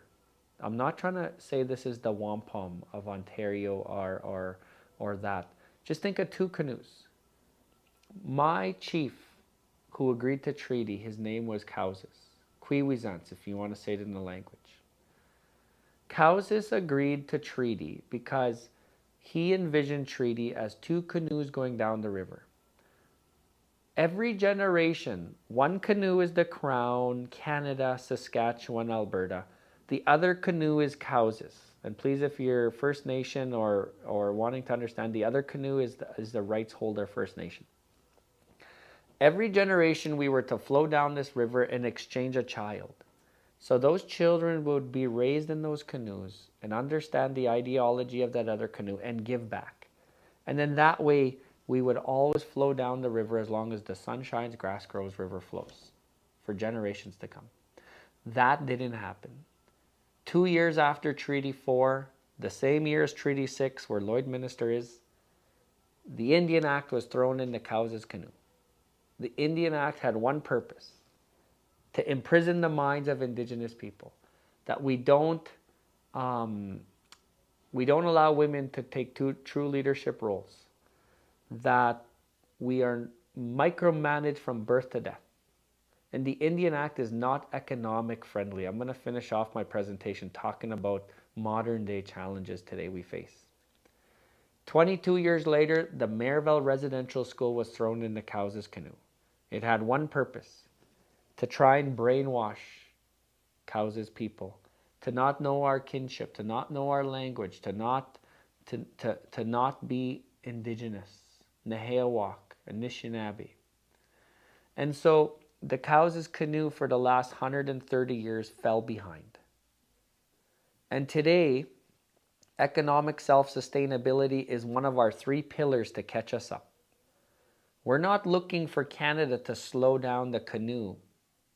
We're just asking for investment and policies and bylaws to help us and corporations to catch up our canoe, where we can truly be a nation to nation and true partners. It's not like First Nations want to take a different route down a river. We share this land together. Wetaskiwin. There's a town in Alberta called Wetaskiwin.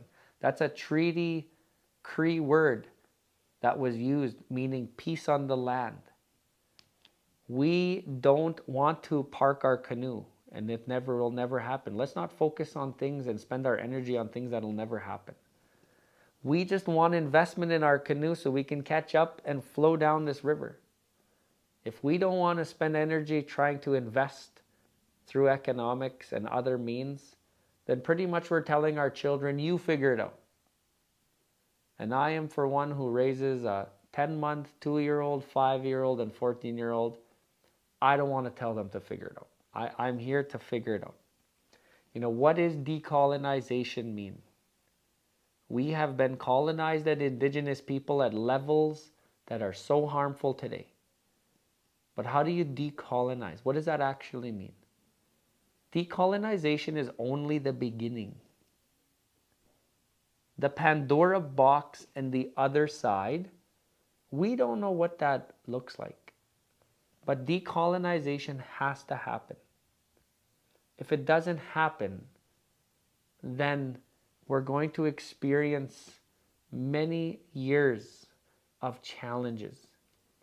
And economics is our future in this province.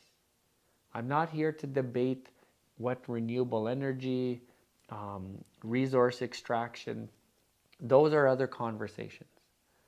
SaskPower gets it right. SaskPower has a clause in their contracts that state who is your Indigenous partner in this bid.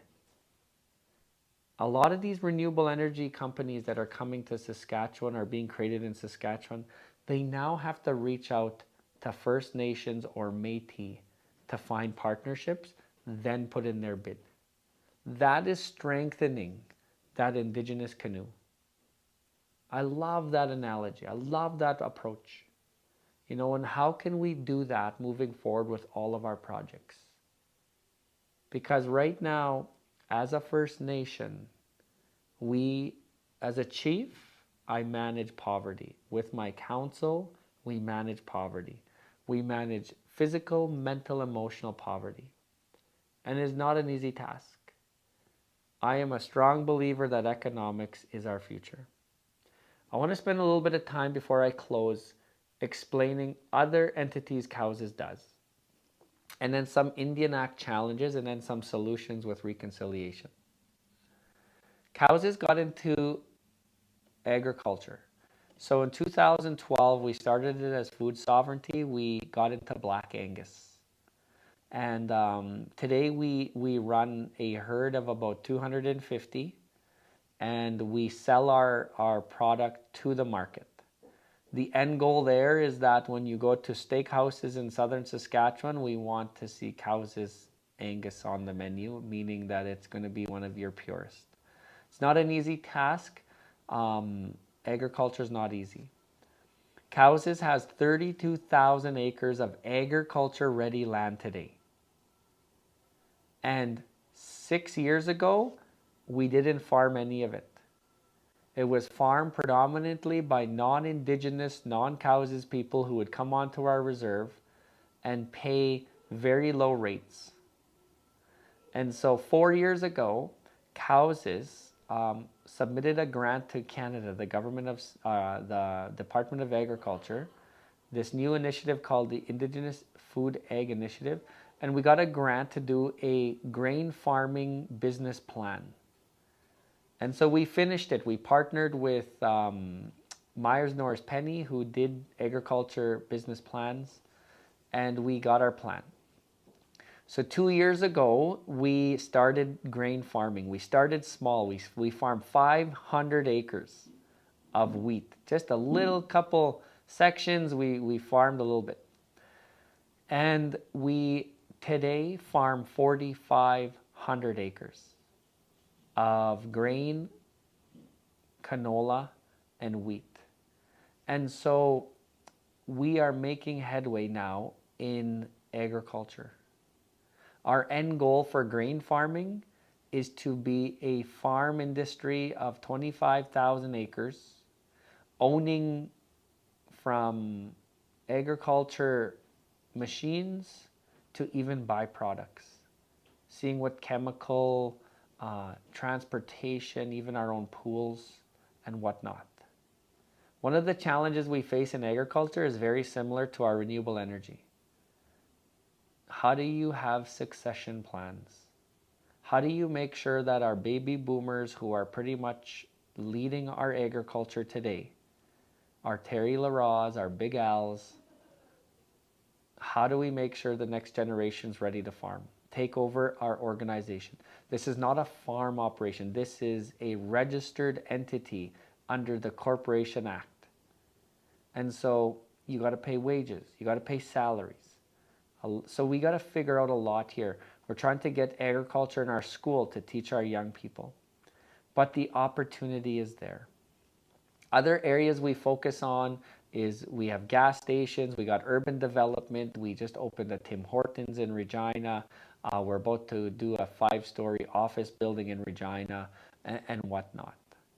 And so the opportunities are there. You know, one of the biggest challenges I face and I see is First Nations people, we're not always keen to knowing what economics means. We have different definitions. And, you know, to have a little patience and to educate and stand beside is what we ask. Stand beside us in projects. Educate us. Give us a little bit of patience to better understand the project. One of the best things that happen in this province for economics for First Nations is Saskatchewan Indian Gaming Authority. Saskatchewan Indian Gaming Authority runs First Nation casinos across the province. At Lloydminster, you're one of our newest casinos.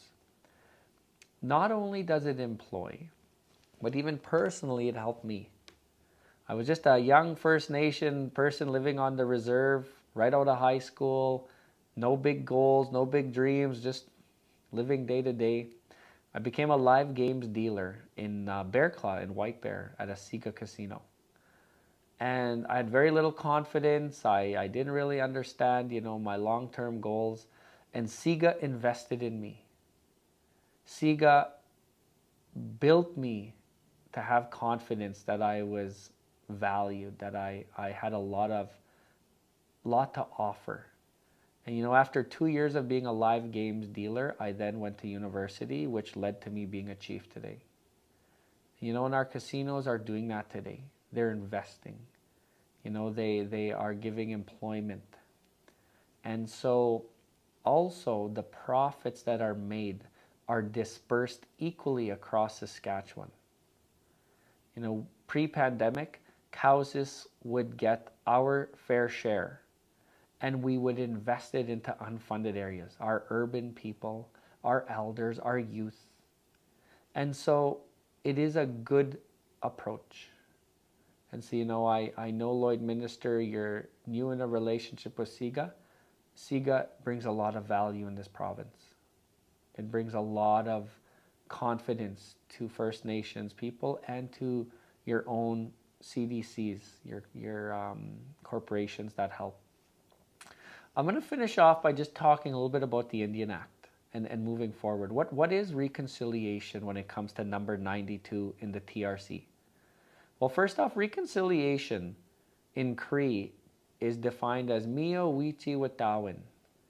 Mio Witi Witawin in Cree means let's walk and share this together. That's what reconciliation means today. Who are the authors of the Truth and Reconciliation Calls to Action? The over 100,000 residential school survivors who told their story. And so that is why it is really important that we all understand, educate ourselves, and implement the Truth and Reconciliation Calls to Action. And don't do it just to please the few Indigenous people in your organization or the few Indigenous communities or people in your social circles. Do it for the fact that my 5-year-old daughter, who is an Indigenous female, who in this country is wanting to be an autopilot, an air pilot right now, that's what she told me the other day, and understanding that the toughest person to be in this country is an Indigenous female. You don't have to go far to go and read the Missing and Murdered Indigenous Women and Girls Calls to Justice. But implement the Truth and Reconciliation because my 5-year-old daughter wants the same opportunity as your 5-year-old daughter or niece or granddaughter, and sometimes is non-Indigenous. And so that is why the Truth and Reconciliation is so important to all of us. Is if we just Kiam and Cree or look the other way and don't do much, we're pretty much telling our next generation, you figure it out, and I don't want to do that. But what does number 92 actually mean? Number 92 of the TRC is economic development. What it means is corporate sector. It means frameworks, like assess your frameworks in your work environment. It means focus on your principles. One of your principles should be about helping Indigenous nations expand in their economics. Talks about corporate policy, core operations. You know, looking around, if Saskatchewan is 17% Indigenous people and your corporation is 3% Indigenous employment, it's time now that you review your core operation, your activities, your involvement with Indigenous communities. You know, I can only speak to Cowses, but I absolutely love when organizations come to Cowses. I'm not saying just go show up to Onion Lake or wherever and just go and start to do things. Like, there are protocols. But one of the things we do on Cowses with all corporations that we work with now, they do a one-day cultural relationship with us. They come to our nation, we bring elders, we bring survivors, we do the blanket exercise, we do some speeches, we teach them about our economics. So then that way they know our relationship is building together. We do it with Mosaic and Potash, we do it with Enbridge when Line 3 was here, and whatnot. But I'm going to finish it off with a 2-minute about the Indian Act, and then I'll close from there. The Indian Act today is the biggest burden to economic growth for First Nations people. We got to understand the land that is Indian land today, reserve land, that is, from a business perspective, not even viewed as an asset. It is crown land. It is the Queen's land set aside for her little red Indians. And so when Cowses did our turbine, we had to spend $90,000 to understand how the Department of Justice, the Department of Indigenous Affairs, can help us view our land as economics. When we did our Tim Hortons in Regina, we spent $70,000 on legal, making sure that the Department of Justice and Indigenous Services Canada understood the economics of our land. In business life, you don't budget for stuff like that because it's just fee simple land. So the Indian Act hinders economic growth. And I'm not saying we should just delete the Indian Act tomorrow. The Indian Act does protect land. So we got to find substitutes. We got to find new laws to strengthen to exit the Indian Act. That's a whole other conversation. But when you're doing business partnerships with First Nations, just understand that the Indian Act hinders economic development. And so better understand, have a little bit of patience, and know that every First Nation does want growth. We do want to be a part of the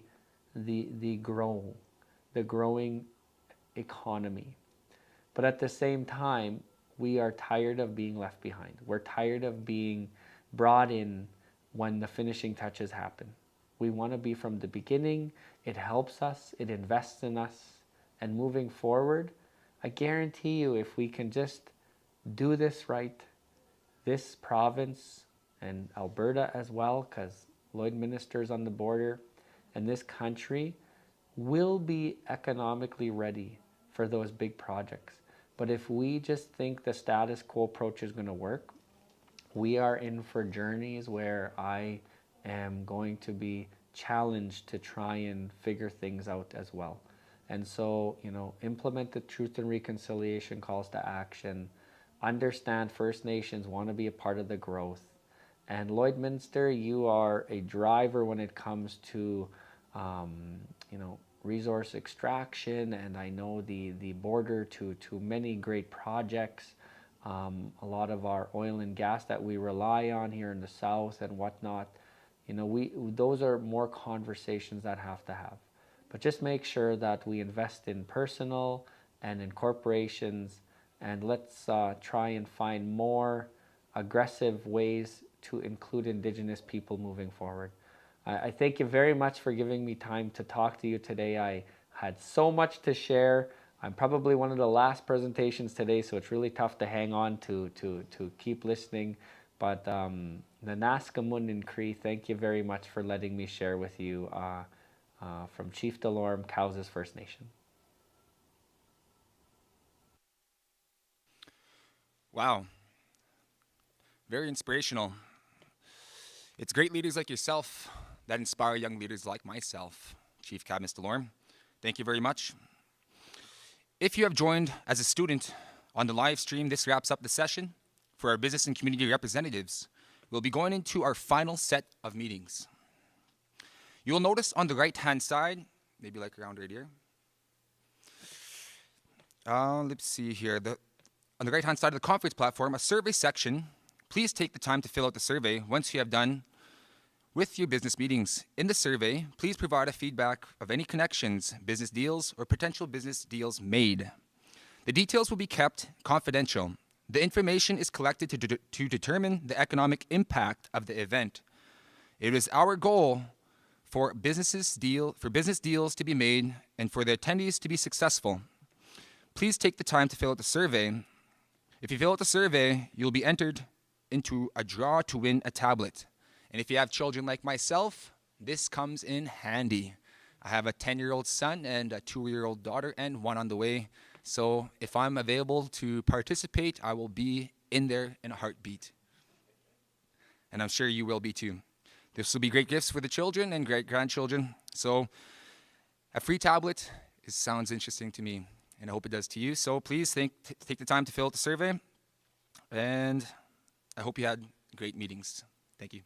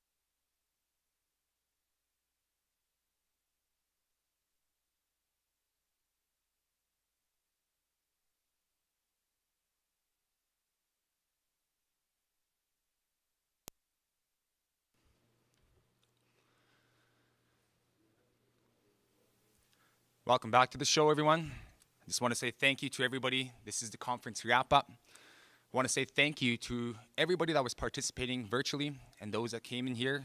I'd like to thank the staff, the technical team, Cody, Serena, and Tanisha for working together behind the scenes to make this happen. I'd like to thank all of our sponsors for making this event happen. And I'd like to thank all of you for participating. And we're looking forward to our future business connections.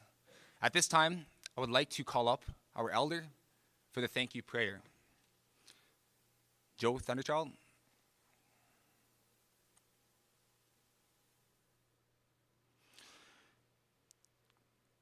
Please watch for the summit following up survey. I know everyone loves to do this. So when it comes to your email, please take the time to fill it out. It is very important to us to measure the economic impact for the event of our future success. Nanaskamun. Joe, Elder Joe.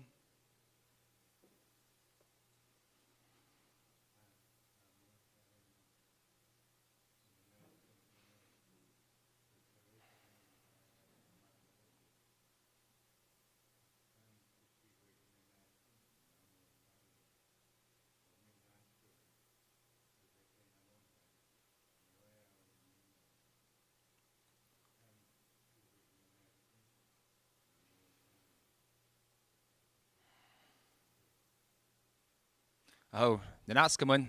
Thank you, everyone. And that's a wrap. Walking Bear, out.